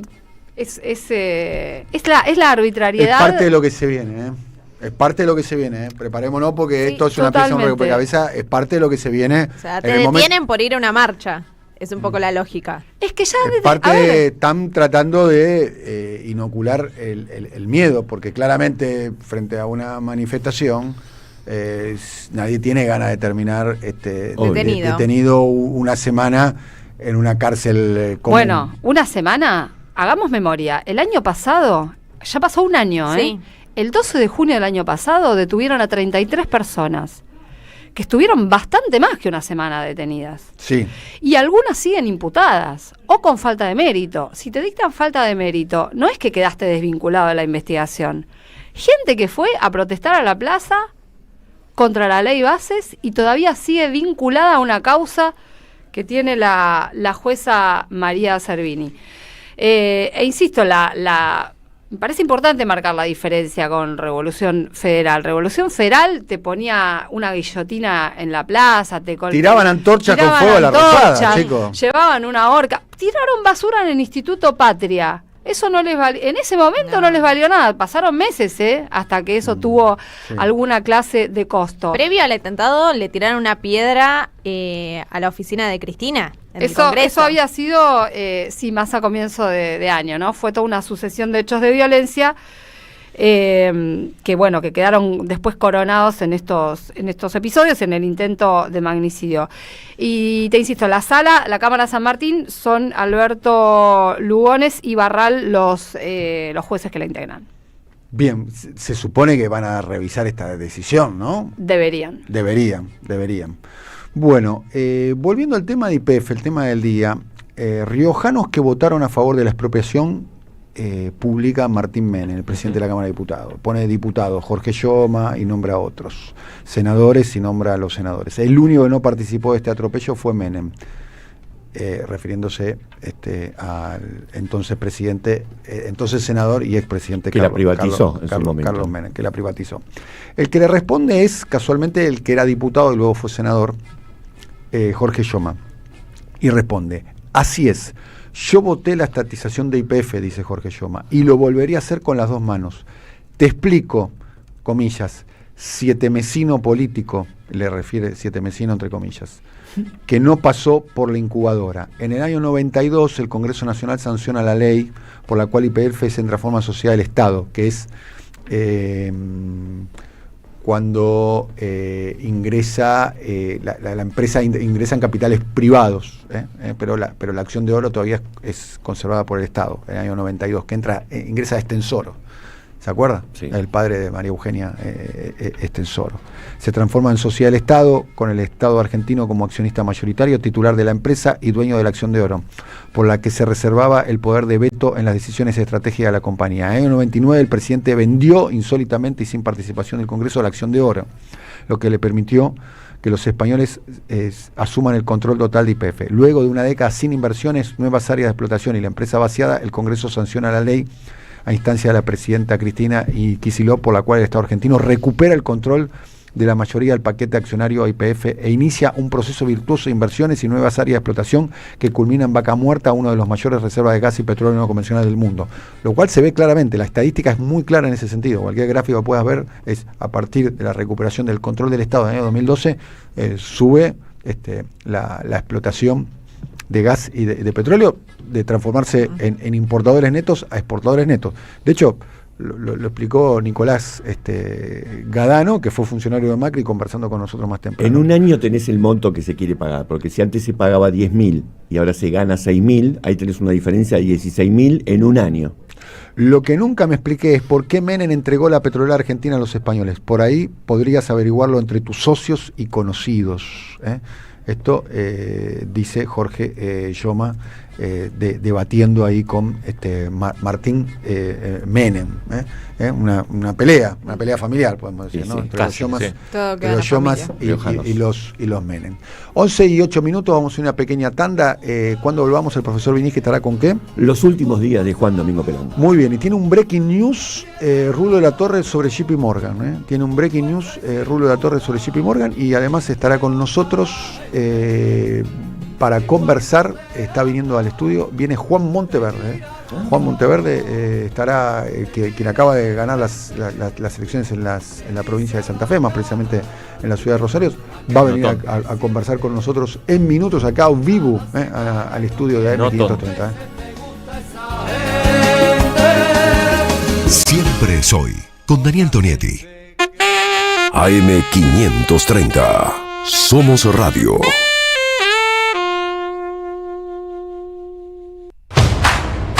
La Ley 27.675 amplió los derechos de las personas con VIH, hepatitis virales, infecciones de transmisión sexual y tuberculosis, garantizando respuesta integral que incluye prevención, diagnóstico y tratamiento, prohibición de pruebas de VIH en el trabajo, jubilación especial y pensión según requisitos, y leche gratuita por 18 meses para bebés de personas con VIH. El primer paso para defender nuestros derechos es conocerlos. Por una Argentina inclusiva, un proyecto de alcance nacional realizado por Amar Córdoba, Fundación por una Sociedad Empoderada de Lanús, Fundación Rumbos de Ramallo, Redes Nuevas Fronteras de Mendoza y Red de Personas Viviendo con VIH de Mar del Plata. En el CUI estudia idiomas con la mejor calidad académica. Inglés, italiano, francés, portugués, alemán, chino y muchos más. Cursos por Zoom o presenciales. Centro Universitario de Idiomas. Certificados y diplomas UBA. Inscribite en cui.edu.ar o llamando al 5353 3000. Cuando cargas Infinia es un camino de ida, porque rinde más kilómetros por litro para que puedas llegar más lejos. Te da más potencia y limpia tu motor para que lo sientas siempre como nuevo. Infinia con tecnología Turbo Clean. Más potencia, más autonomía, más limpieza, para andar mejor. Este invierno viví unas vacaciones diferentes en lo alto de las sierras de Tandil. En Posta Natural te esperan confort, relax y diversión en un entorno único. Alojamientos de lujo entre la privacidad de nuestros aparts y el servicio exclusivo de nuestro hotel. Spa, piscinas climatizadas y masajes para desconectar del mundo. Deportes y actividades recreativas para toda la familia. Degustación de gin, gastronomía de primer nivel y mucho más para que vivas un invierno inolvidable. En pareja, en familia o con amigos. Este invierno, Tandil es Posta Natural. Reserva ahora al 2494 3807 39. Más información en postanatural.com.ar. ¿Ya conoces el Portal Avellaneda? Si sos vecino o vecina de nuestra ciudad, vas a poder recibir tu boleta digital y pagar la tasa de servicios generales, las patentes de autos o motos y los derechos de cementerio de forma online y con cualquier billetera virtual. Es rápido y cómodo para vos. Además, reducimos el uso de papel y cuidamos juntos el medio ambiente. Ingresá y registrate en portalavellaneda.mda.gov.ar. Tienes un mensaje nuevo. Camilo García cambia de horario, pero no de estilo. Cada sábado a partir de las 11 te cuenta qué pasó en la semana como solo él sabe hacerlo. Minutos contados. El repaso veloz de una semana feroz. Minutos contados. Sábados a las 11 en el aire de AM530. Construimos comunidad. Buscamos la verdad. Siempre. Alimentos cooperativos. Producción y comercialización de productos cooperativos y de agricultura familiar. Envíos a todo el país. Por pedido, envía tu mensaje al 11 34 31 2928. Seguinos en Instagram como @alimentoscooperativos. El sabor que te acompaña es Café Bantú. El aroma en la mañana de Café Bantú. Bantú. En 2025 venía a los talleres de Lecuni. Música, actuación, coro, tangos, cuentos, teatro, percusión y mucho más para compartir en familia. Acordate, en 2025 los talleres de Lecuni te están esperando. Informes e inscripción, informes.ecuni@gmail.com.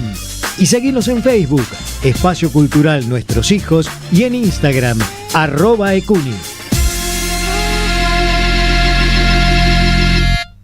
AM530 Somos Radio. Buscamos la verdad siempre. Siempre soy. Con Daniel Tonietti.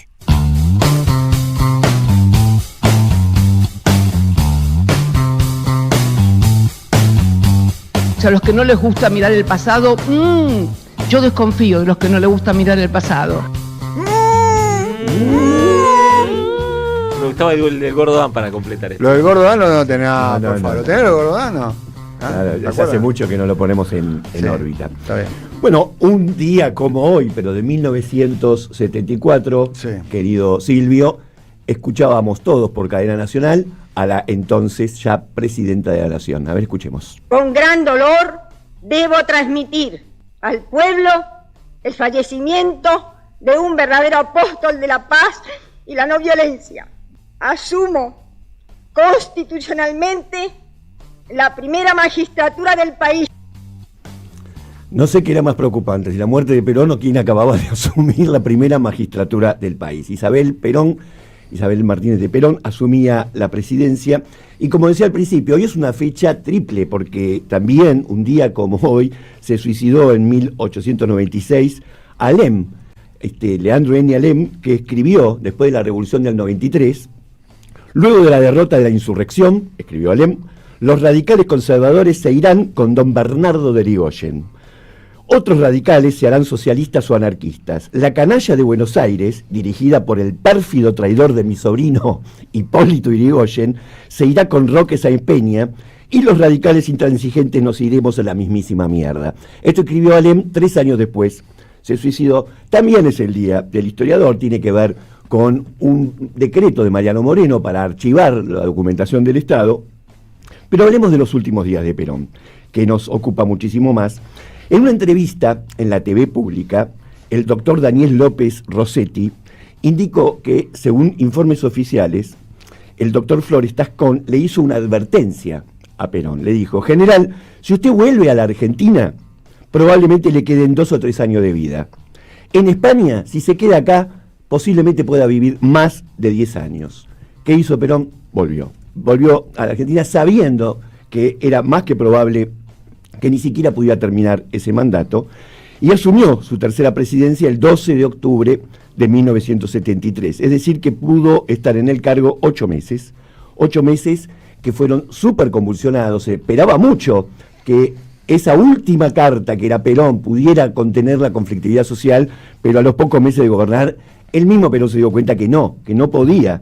Él le había apostado al pacto social, había apostado a una cantidad de políticas que ni siquiera las propias bases peronistas le respondieron. En agosto del 73, antes de asumir, había tenido un serio paro cardíaco mientras lo operaban de unos pólipos, y por el estado de salud que tuvo, ni siquiera pudo hacer campaña para asumir como presidente. Él no participó en la campaña electoral, es un hecho inédito.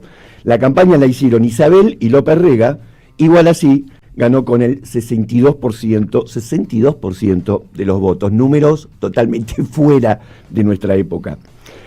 Pero en este clima de enorme conflictividad, recordemos que había grupos armados, que diferentes comisiones internas sindicales peleaban por sus derechos laborales, que de todos lados de la Argentina venía conflictividad. Perón intentó, uno de los últimos actos que hizo, 19 días antes de morir, es intentar poner paños fríos, y por eso es que hizo su último discurso desde el balcón.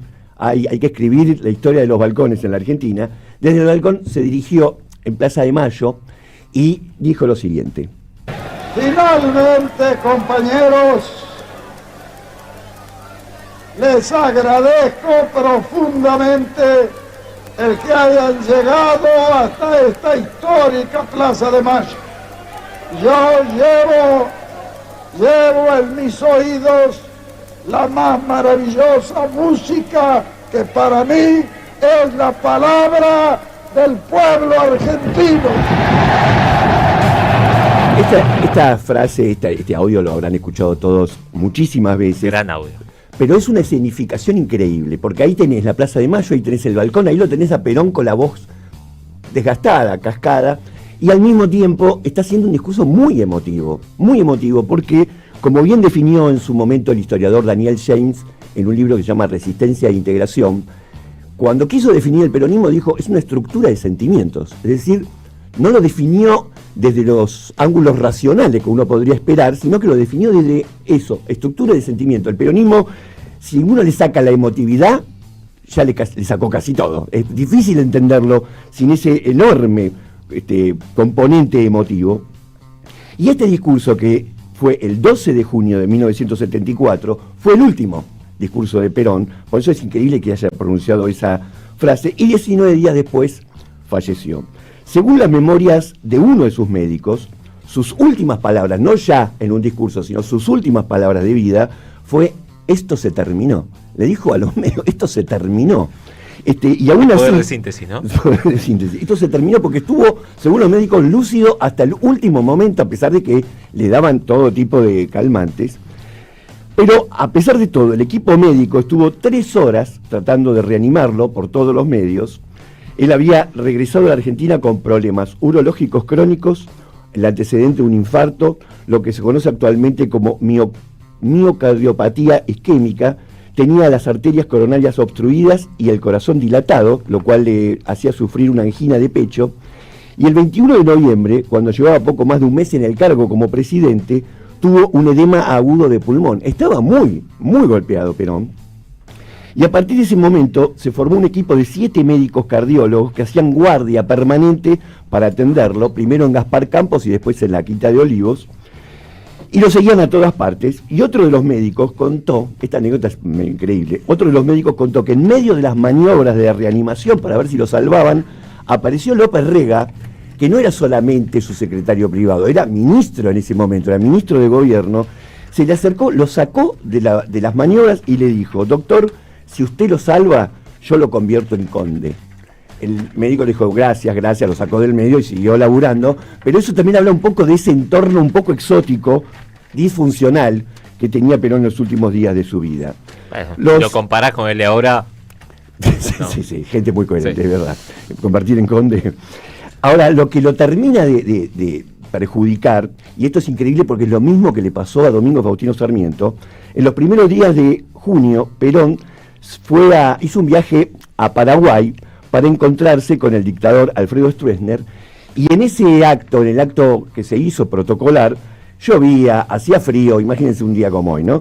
Llovía, hacía frío, y esto lo termina de perjudicar muchísimo, y cuenta en la biografía de Perón, el historiador Joseph Page, para mí la mejor biografía de Perón es la de Joseph Page, le contó que en el encuentro que tuvo con Balbín, en un momento determinado le dijo a Balbín: negociemos todo lo que usted quiera, pero sepa que me estoy muriendo, me muero.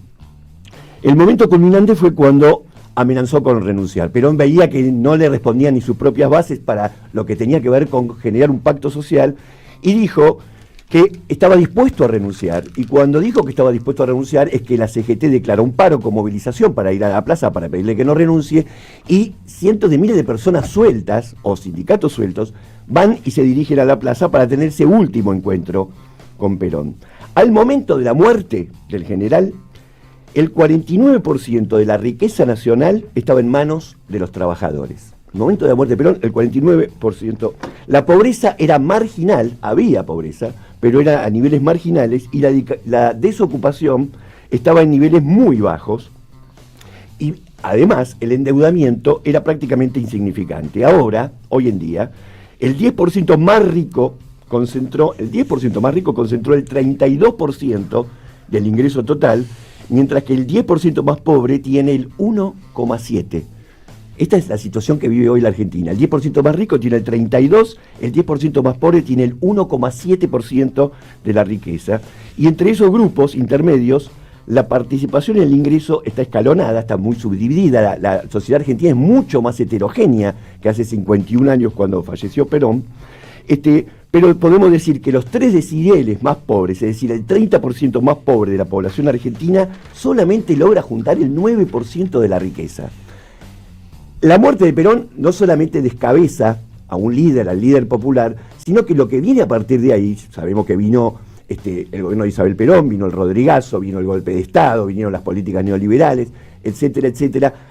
No fue solamente la muerte de un hombre, es el descabezamiento de un movimiento político al que le costó mucho tiempo volver a encontrar algún tipo de liderazgo, pero me parece que no estamos discutiendo lo suficiente, citando a Milei, no digamos lo suficiente, no discutimos lo suficiente la importancia que tiene un liderazgo para los sectores populares a la hora de tratar de defender sus propios intereses. Se fue Perón un día como hoy, hace 51 años. Siempre soy. Subimos la antena.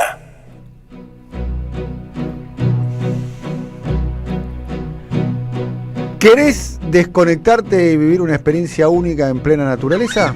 Es exactamente lo que quiero. Exactamente lo que ustedes lograron, ¿no? Eso es lo que tanto voté. Valentina como Irina Hauser. Postanatural.com.ar. ¿La pasaron bien en Posta Natural? Muy bien. Hermoso. Sí, muy bien. ¿Recomendable? Sí. Recontra. Sí, ideal. ¿Tiene pileta Interna. Tiene, ¿Sí? Y externa, Bajo techo. tiene todo. Tiene, sí. ¿Climatizada? ¿Climatizada? Sí, tiene pileta? una pileta muy linda climatizada. Epa, muy Sí, bien sí. eso. Eso está bien, eso está bien. Así ¿no? una larguita, ¿viste? Sí, está muy buena. Muy bien. Y me imagino te metiste después de correr, ¿o no?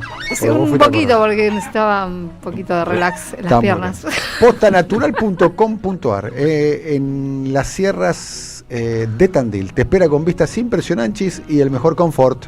Disfrutar de la privacidad y comodidad de sus apartes en la sierra. O vivir la elegancia del servicio exclusivo de su hotel. Vos fuiste a la par, ¿no? La part. A la par. Bien, lindo la par, bien. Muy Yo fui lindo. al hotel y a la cava, ojo.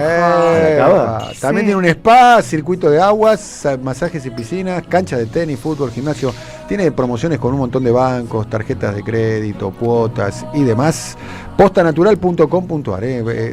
Anunciate de nuestra parte, que hay un descuento. Hay un descuento, Sarita. ¿Sí? Sí, hay un Bien. descuento si venís de parte Vengo de de parte de Tonietti y le digo. de parte de Siempre Soy. Para disfrutar en pareja, en familia o con amigos. O sea, es un lugar ideal. Con tu familia, con tu pareja o con otra alternativa. Exactamente, tratá de ir con, exactamente, con otra familia, si puedo decir esta. Tenemos Con que otros sacar amigos idea. también es buena. ¿Eh? Con otros amigos también es buena. Tenemos que sacar, nosotros tenemos una idea, Irina, vos sos nueva, que es, sos nueva en el grupo. Acá, Bienvenida, Irina. Bienvenida acá al grupo. Esto es un taller de hospital de día, ¿sabías? ¿No? Sí, enteraste, sí, voy ¿no? entendiendo. Esto es una actividad Autoayuda. recreativa. Voy entendiendo. A nosotros nos dijeron, bueno, hagan un programa de radio a ver si van recuperándose. nosotros nos dio Hace para 10 eso. años. Hace todavía, bien, está bueno. 10 años, no nos dieron el alta todavía. No nos curó. Ay, lo que me queda, por favor. No, 10 años. Cada vez que decimos, che, estamos para el alta, una semanita más. Un programa más. Y nos vamos a bueno, terminar de curar en Posta Natural. No, postanatural.com.ar. No, te digo que nosotros tenemos una idea acá, que es alquilatufamilia.com. La idea de que alquiles una familia que no tengas. Banco. ¿Entendés? Marchás con otra familia. Marchás por una familia. Por ejemplo, a mí me anda faltando, yo necesito tener primos del interior, por ejemplo. primos del campo? Primos del campo, primos que Sí, vengan con, mirá. viste que vienen con una gallina, vienen con queso. Alguno del vienen campo con le falta un con primo cabrito. chacalermo. y Claro, exactamente, haces un intercambio. Exacto. Yo necesito un padre rico. Exactamente. Bueno. Por ejemplo, si vos querés alquilar una familia, exactamente, querés tener una familia, alguno que tenga que sea guitudo, entonces vas ahí. ¿Marido rico te alquilan? Tenemos la aplicación. Hay que bajarse la aplicación. Claro, Te bajás hay que bajarse. Son peligrosos. Conoce tu propia familia. Claro, bueno, vayan a postanatural.com.ar. Postanatural.com.ar. Está el doctor Saúl en el control. Ya metimos el coso, ¿eh? Sí, ya lo metimos. Bueno, Instagram. Nani Cocina Armenia. Pueden ir a Nani Cocina Armenia. Mañana voy. Pueden ir a Nani Mañana voy Cocina a- Armenia. Gurruchaga, esquina Jufré. Yo no En la sé, ciudad de a mí Buenos Aires. me agarran ¿Eh? 20 veces que vamos a ir y no. Tenemos pasa que ir. nada, Está no pasa reclamando, nada. Irina. Restaurante de cocina Dios. armenia Dios. tradicional, elaboración artesanal, un espacio espectacular. Se come rico a un precio súper justo, unos sabores tremendos, muy rico. De hecho, vos vas a Nani, ¿no? He ido. Así, bueno, Nani Cocina Armenia, van. Jufré, esquina Gurruchaga, de martes a sábado por la noche, de martes a domingo al mediodía. Elaboración artesanal. ¿Ya llegó el invitado? ¿Ya está el invitado con nosotros? Perfecto, ya llegó el invitado. Atención, que tiene un breaking news que tiene relación con el invitado. Todo Está tiene que Juan ver con todo en el Monteverde. Está programa. Juan Monteverde. El breaking news es de Rulo de la Torre. Escuchen. JP Morgan, Rulo de la Torre, Juan Monteverde, Rosario. mi amigo Rulo. Yo les tiro el hashtag, sería el hashtag. Mapa conceptual. Juntos, mapa conceptual. En minutos, nada más. Una tanda y ya volvemos, dale.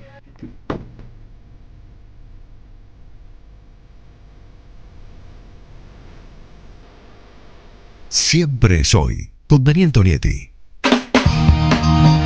Somos Radio AM530. En Avellaneda no paramos. Tenemos más de 300 obras en ejecución. Construimos y ampliamos escuelas, clubes, polideportivos, plazas y espacios culturales. Creemos en un Estado presente que le brinde un futuro mejor a su comunidad. Municipalidad de Avellaneda. Gestión Jorge Ferraresi.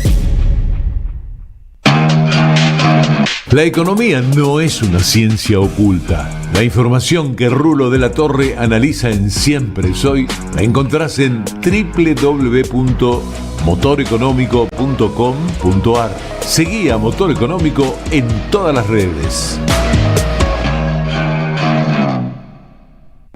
Ahorra todos los días con la tarjeta Soy Tigre. Más de 500 comercios adheridos que ofrecen descuentos en farmacias, supermercados, restaurantes, útiles escolares, salidas y mucho más. Usala para lo que necesites en todas las localidades del distrito. Descarga la app, tramitala gratis y empezá a disfrutar todos los beneficios que tiene para vos. Tarjeta Soy Tigre. Descubrí cuánto podés ahorrar. Tigre, municipio. En el CUI estudia idiomas con la mejor calidad académica. Inglés, italiano, francés, portugués, alemán, chino y muchos más. Cursos por Zoom o presenciales. Centro Universitario de Idiomas. Certificados y diplomas UBA. Inscribite en cui.edu.ar o llamando al 5353 3000. Hasta 100% de ahorro. Una oportunidad única. Del 1 de marzo al 31 de mayo tenés hasta 100% de descuento en los intereses de pagos al contado y hasta 50% en 6 cuotas mensuales. Plan de regularización de tasas municipales. Beneficios y oportunidades únicas para ponerte al día con tus tasas ALSMI, automotor o comerciales. Más info en sanmartin.gov.ar. San Martín, comunidad activa. Hijos del trabajo, proletarios y cofrades, masones aceptados, levadura del barrio portuario, que anidáis por acá solapados. Opereta de los bandoleros, de Hugo Chumbita, versión y dirección Claudio Gallardú. La fabulosa historia de los bandidos rurales argentinos. Teatro del Pueblo, La Valle 3636. Domingos 20 y 30, entradas por alternativa. La Ley 27.675 amplió los derechos de las personas con VIH, hepatitis virales, infecciones de transmisión sexual y tuberculosis, garantizando respuesta integral que incluye prevención, diagnóstico y tratamiento, prohibición de pruebas de VIH en el trabajo, jubilación especial y pensión según requisitos, y leche gratuita por 18 meses para bebés de personas con VIH. El primer paso para defender nuestros derechos es conocerlos. Por una Argentina inclusiva, un proyecto de alcance nacional realizado por Amar Córdoba, Fundación por una Sociedad Empoderada de Lanús, Fundación Rumbos de Ramallo, Redes Nuevas Fronteras de Mendoza y Red de Personas Viviendo con VIH de Mar del Plata. Cuenta DNI es el mejor amigo del bonaerense, porque podés pagar tus servicios, porque tenés beneficios en comercios adheridos y también podés transferir plata a quien quieras. Cuenta DNI, ¿por qué tantos guaus? Ah, claro, porque todo lo que tienes es bien guau, ¿no? No entiendo nada de lo que dices, Cuenta DNI, pero estoy totalmente de acuerdo. Cuenta DNI, el mejor amigo del bonaerense. En Lanús trabajamos por una ciudad más segura. Inauguramos la primera base de operaciones de la Fuerza Barrial de Aproximación de la Policía Bonaerense e incorporamos 20 móviles y 240 efectivos policiales. Sumamos 75 nuevos vehículos y 200 agentes de seguridad ciudadana a través del programa Lanús Te Cuida. Además, continuamos con el programa de formación y capacitación permanente para nuestros agentes locales. La ciudad que nos merecemos es una Lanús segura. Lanús Gobierno.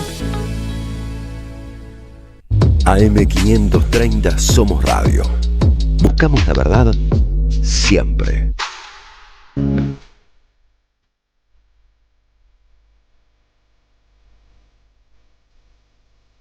Bueno, Está aquí Juan Monteverde, acabamos de prender las cámaras, pueden ir a nuestro canal de YouTube, Somos Radio, AM530 Somos Radio en YouTube, nos pueden ver.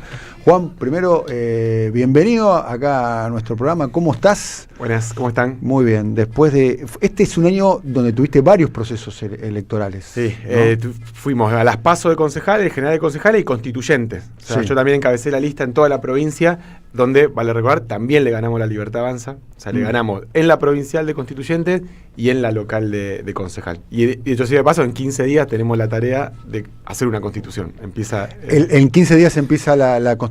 Sí. Tenemos varias cuestiones para analizar. Bueno, primera cuestión, ganaste en Rosario, por primera vez vos fuiste en un frente donde están integrados diferentes fuerzas políticas,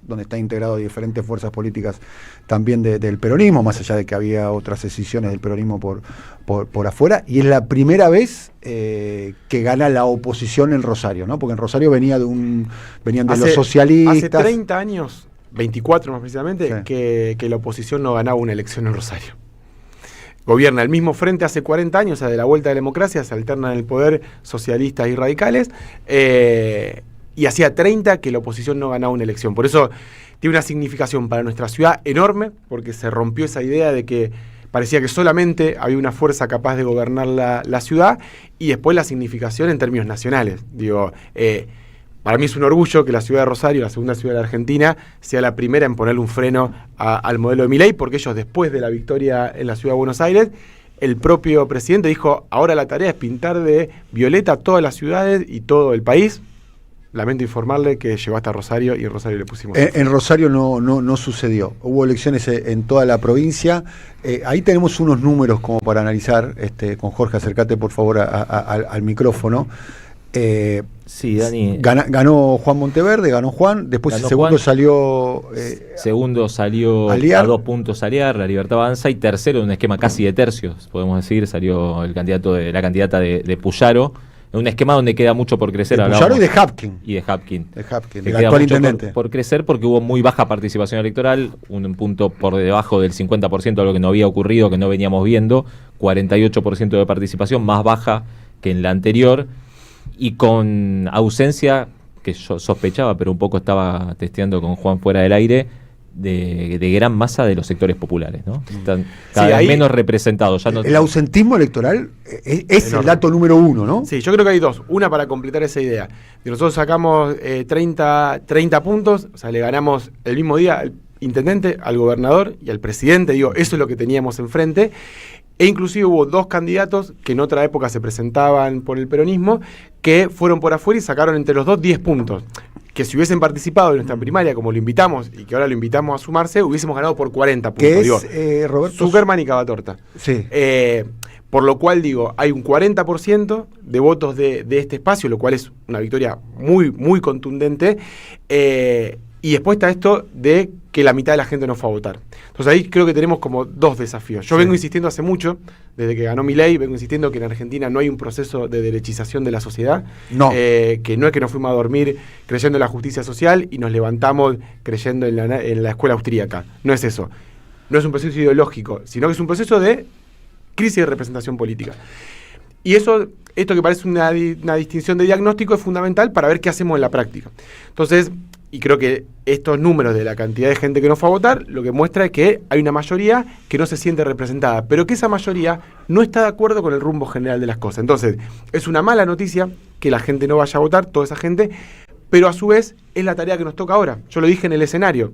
Debo decir, uno de los pocos referentes políticos que ganan una elección y dicen, che, la mitad de la gente no fue a votar.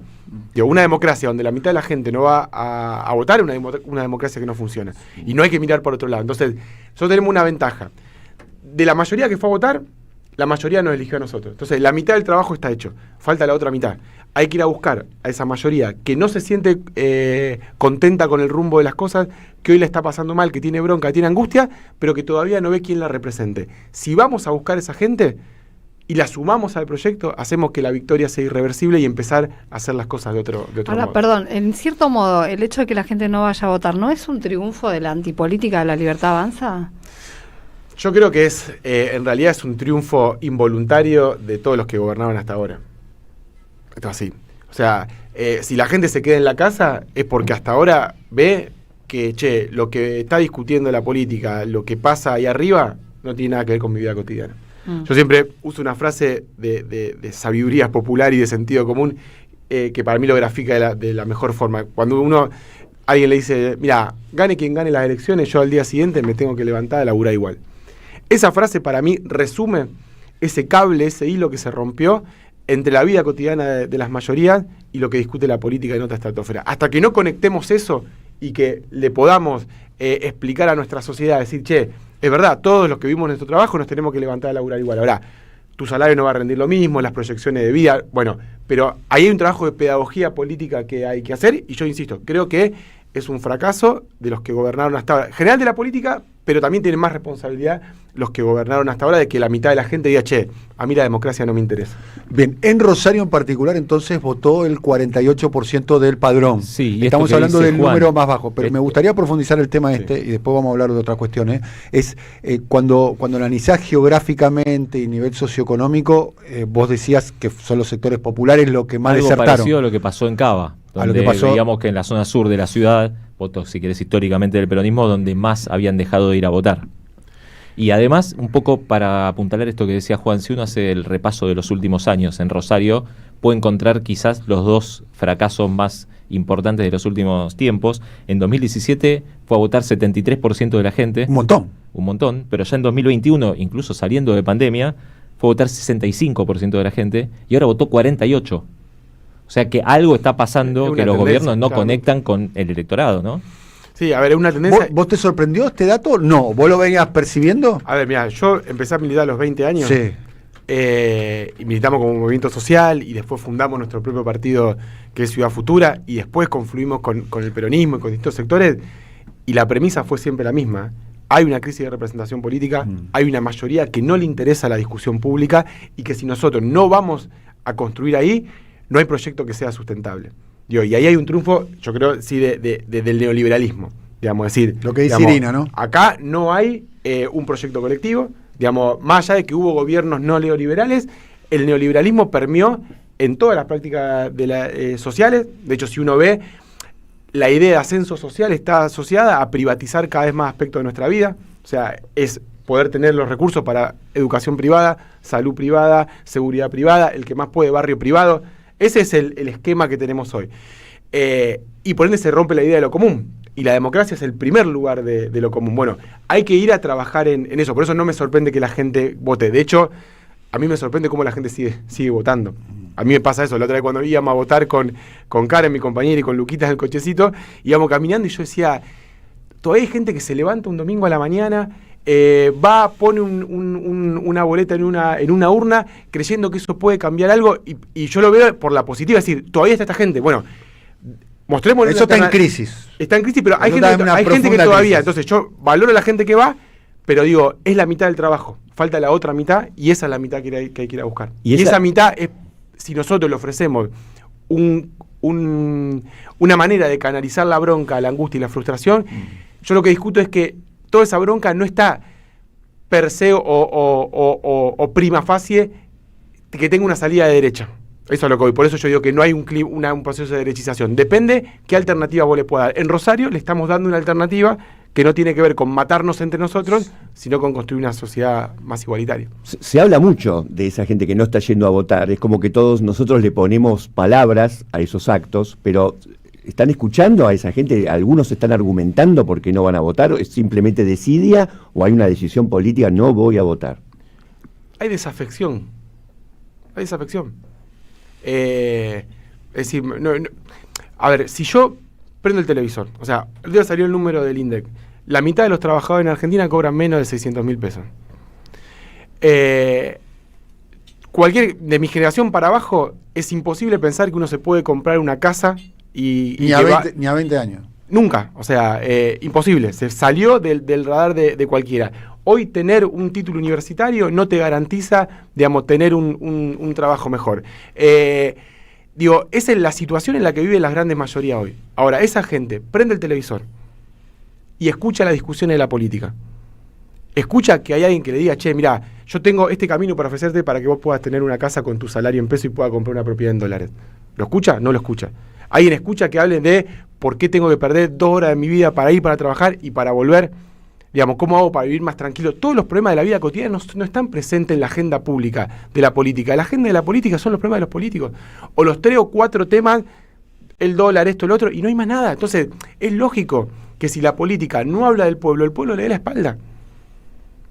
Digo, tiene que ver con eso. Hay una frase de Perón que la vengo utilizando muy a menudo, que la enseñaron mis compañeros peronistas en esta última campaña. Perón decía, hay que hablar mucho de las ideas, y poco de las cosas y nada de las personas.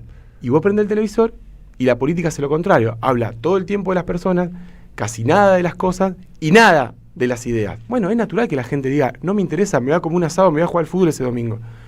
Entonces, nosotros lo que tenemos que hacer, los que entendemos que la política y la democracia es la herramienta de los que tenemos, los que no tenemos otro poder, el único momento de la vida que nuestro voto vale 1, o sea, el voto de la persona más importante de la Argentina, Paolo el voto Roca y un... del verdulero o de la maestra vale lo mismo. Bueno, hagamos valer ese momento.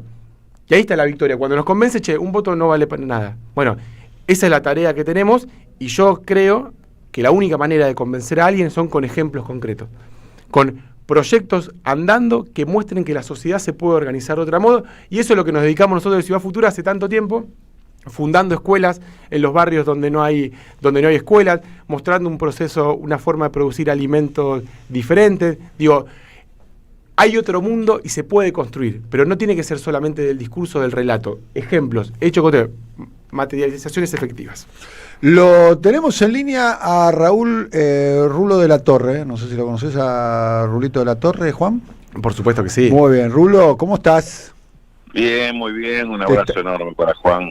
Todo bien. Bueno, tenés una novedad que tiene que ver con la elección en Santa Fe y con Juan. Esto no está chequeado, no sé qué va a pasar. No sé qué va a pasar ahora. Te vas a sorprender. No.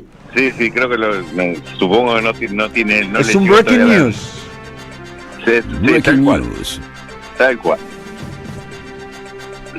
La novedad seguramente Juan no la tiene todavía, pero fue este fin de semana, no es esta la novedad, pero vamos a dar un poco el contexto. Este fin de semana fue muy intensa los intercambios de llamada entre el Ministerio de Economía, tanto con Washington como Nueva York, después del informe del JP Morgan, advirtiéndole a sus clientes que es momento de sacar la plata de la Argentina, de ir sacando las ganancias del carry trade y no esperar demasiado porque la cosa se iba a complicar. Obviamente la primera reacción, ayer algo comentábamos de esto, de viernes y sábado de Caputo, del Ministerio de Economía, fue preguntarle a los de allá por qué hicieron esto, nos mataron, y la explicación que estaban dando desde el JP Morgan es que bueno, que había razones para sospechar que el gobierno no le estaban saliendo bien las cosas y se empezaba a complicar. Esto siguió durante el fin de semana y el dato que tengo para compartirlos, y le digo que me lo pasa alguien que tiene mucho que ver con el JP Morgan. Yo les diría que es parte del grupo JP Morgan, es lo que ellos llaman las entidades colaterales, que serían así, nosotros las llamaríamos filiales o firmas dependientes del JP Morgan, que me comenta que el dato contundente del lunes, que el mensaje que se vino de Estados Unidos a Caputo fue: ¿y cómo explican la elección de Rosario? Porque la discusión venía que Caputo sostenía que tenían todo bajo control y desde el JP Morgan le decían, no tienen todo bajo control, se ve que tienen complicaciones. No, porque esto, por el otro. Bueno, el lunes el dato contundente que creo que quedó sin respuesta de este lado fue: ¿cómo explican la elección de Rosario? Repito, esto dicho desde Nueva York, nada menos que por el JP Morgan, que venía de hacer un balance lapidario el viernes en cuanto a las condiciones del equipo económico y su programa en marcha. Gracias, Rulo, muy por interesante. Favor, se lo dejo. Mirá, un abrazo. Un abrazo. Bueno, no sabía, mientras iba hablando, no sabía cómo eso derivaba en Rosario. Pero además se ganó en varios departamentos, ¿no? Se ganó en Santa Fe, Rosario, las dos ciudades más ganamos en Santa Fe, ¿no? Si hubiesen ido juntos los dos candidatos, se hubiese ganado, pero ganamos no solamente en Rosario, sino en todas las ciudades del área metropolitana, Baigorra, Villa Gobernador Galvez, Pérez, Santo Tomé, San Lorenzo, y todos gente joven y nuevos liderazgos, todos. Digo, hay una nueva camada, hay una nueva generación que está tomando la posta, y eso es una gran noticia que quizá pasa lejos de acá, de Capital y el Gran Buenos Aires, entonces pasa lejos del escenario público del poder, pero hay una nueva generación que... Quiero preguntarte, ¿te llamó o conversaste la noche del domingo con Cristina Elizabeth Fernández de Kirchner? ¿Cómo fue ese diálogo? Si lo podés contar, lo que puedas contar. La verdad fue una charla bastante profunda, en términos que no fue de la coyuntura electoral, obviamente. ¿Cuánto tiempo hablaste? Nos felicitó, sí, hablamos un ratito ahí por ¿Cuánto hablaste? ¿15 minutos? ¿20? Sí, más o menos. Más o menos. O sea, no es que te felicito, ¿cómo andás? ¿Todo bien? Hablamos. No, o sea, 20 minutos. Sí, estaba justo atrás del escenario, terminé de hablar, me fui atrás del escenario al camarín y hice las notas ahí con los medios, ahí tenía un mensaje que... ¿Es la primera vez que hablas con ella? Sí. ¿Es la primera vez que hablas con ella? ¿Nunca habías hablado con ella previamente? No. Y me parece interesante porque discutimos sobre esta cuestión de la crisis de representación. Discutimos, charlamos, conversamos. Debatieron. Un poco preguntó cuál era la situación con respecto al ausentismo en Rosario. Yo le di mi análisis que vengo sosteniendo hace tanto tiempo sobre esto. Y fue como muy profundo en ese sentido, no tanto de táctica electoral. ¿Coincidís con lo que te dijo ella? Sí, creo que hay una mirada común sobre eso, sobre esta cuestión de animarse a representar, que me parece que es el gran desafío, y cómo hacerlo. Bueno, y parte de las discusiones del futuro tienen que ver con cómo generamos esas plataformas de articulación política. Yo estoy convencido que no es momento de aferrarnos a identidades fijas o estancas. Yo creo que hoy no hay una persona, un partido, un conjunto de ideas que pueda expresar la diversidad que somos como sociedad. Es imposible. Las sociedades del siglo XXI no se pueden representar o expresar con las categorías y la forma del siglo XX. Entonces, así como no sirven las instituciones que hoy tenemos, tampoco son completos las instituciones políticas que tenemos. Entonces, yo creo que hay que hacer plataformas amplias y que la gente pueda elegir los liderazgos. Esto es importante. Más basistas. Y que pueda... cómo en esa heterogeneidad después tiene que haber liderazgo y conducciones. Bueno, yo soy un convencido que hay que buscar los mecanismos democráticos donde vote la gente y elija dentro de esas sensibilidades, de esas miradas, cuál es la que conduce o la que guía, digamos, los destinos, pero que sea la gente la que lo elija. Por eso soy un defensor de las PASO a ultranza. Muy bien. Vos no tenés una referencia nacional, Juan. No la tenés en Axel, no la tenés en Graboy, no la tenés en Cristina. No, porque no vea que son compañeros valiosos que han hecho grandes aportes y que son parte de esto. Lo que yo creo que la nueva cultura política la tenemos que construir de abajo hacia arriba y de la periferia al centro. Digamos, que la única manera de pensar nuevos modelos es por afuera. Nuevas prácticas. Exactamente, nuevas prácticas, porque la Argentina es mucho más grande que este pedacito, la política es mucho más grande, digamos, que lo que hoy tenemos, y creo que también muchas veces demoran en surgir cosas nuevas, porque como que todos tienen una terminal política en la capital federal. Entonces, todos parece que somos fichas en el tablero de otros. Entonces, si uno es ficha en el tablero de otro... Vos no querés ser ficha del tablero de otro. Ni yo, ni tampoco quiero que los compañeros de la ciudad vecina mía, o en Catamarca, o en Córdoba, lo cual no quiere decir ser islas. Digamos, somos parte de un país, de una nación, y hay que construir proyectos nacionales. Pero si nosotros somos ficha en el tablero de otro, nunca nuestras construcciones van a tener la libertad y la autonomía de poder construir lo que realmente queremos. Porque, ¿qué va a pasar? No, ¿sabés qué? Esta lista de acá, que en Córdoba no sé qué, bajala, porque yo acá en la tercera sección, a mí me chupo perdón. Sí, no, pero entendimos. Igual decirlo. Porque si no,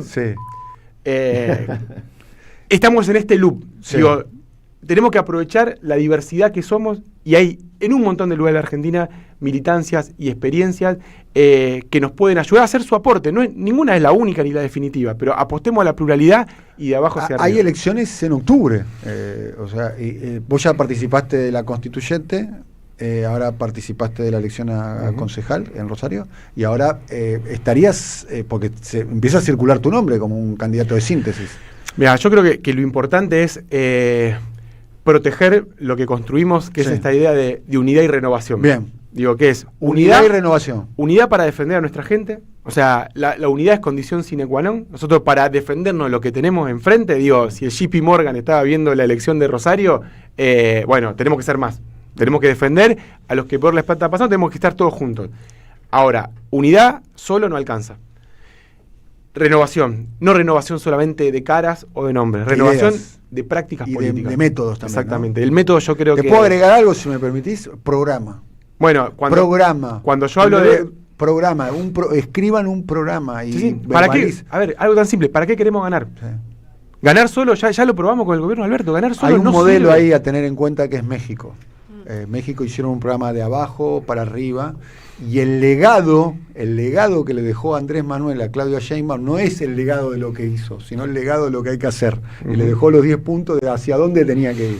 Bueno, es que hablemos mucho de las ideas, poco de las cosas y nada de las personas.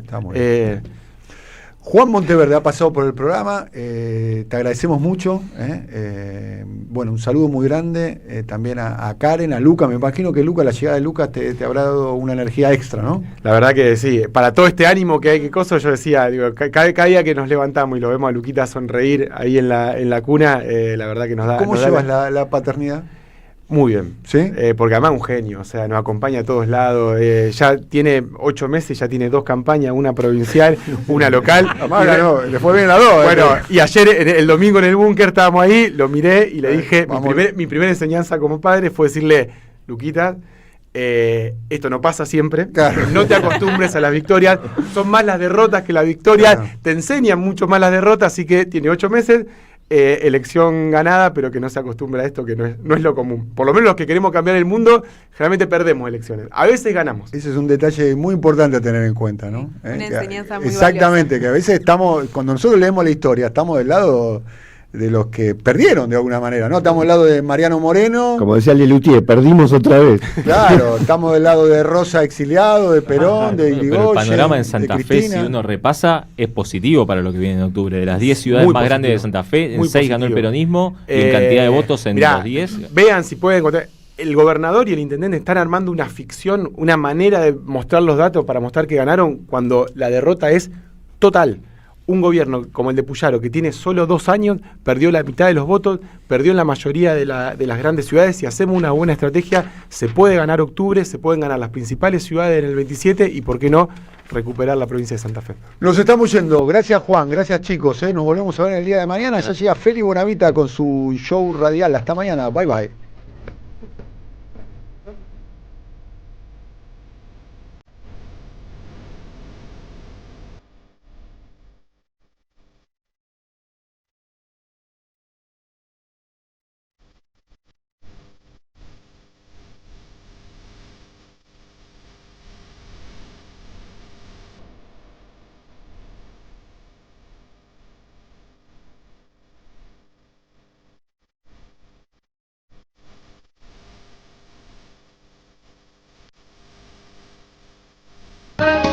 Siempre soy.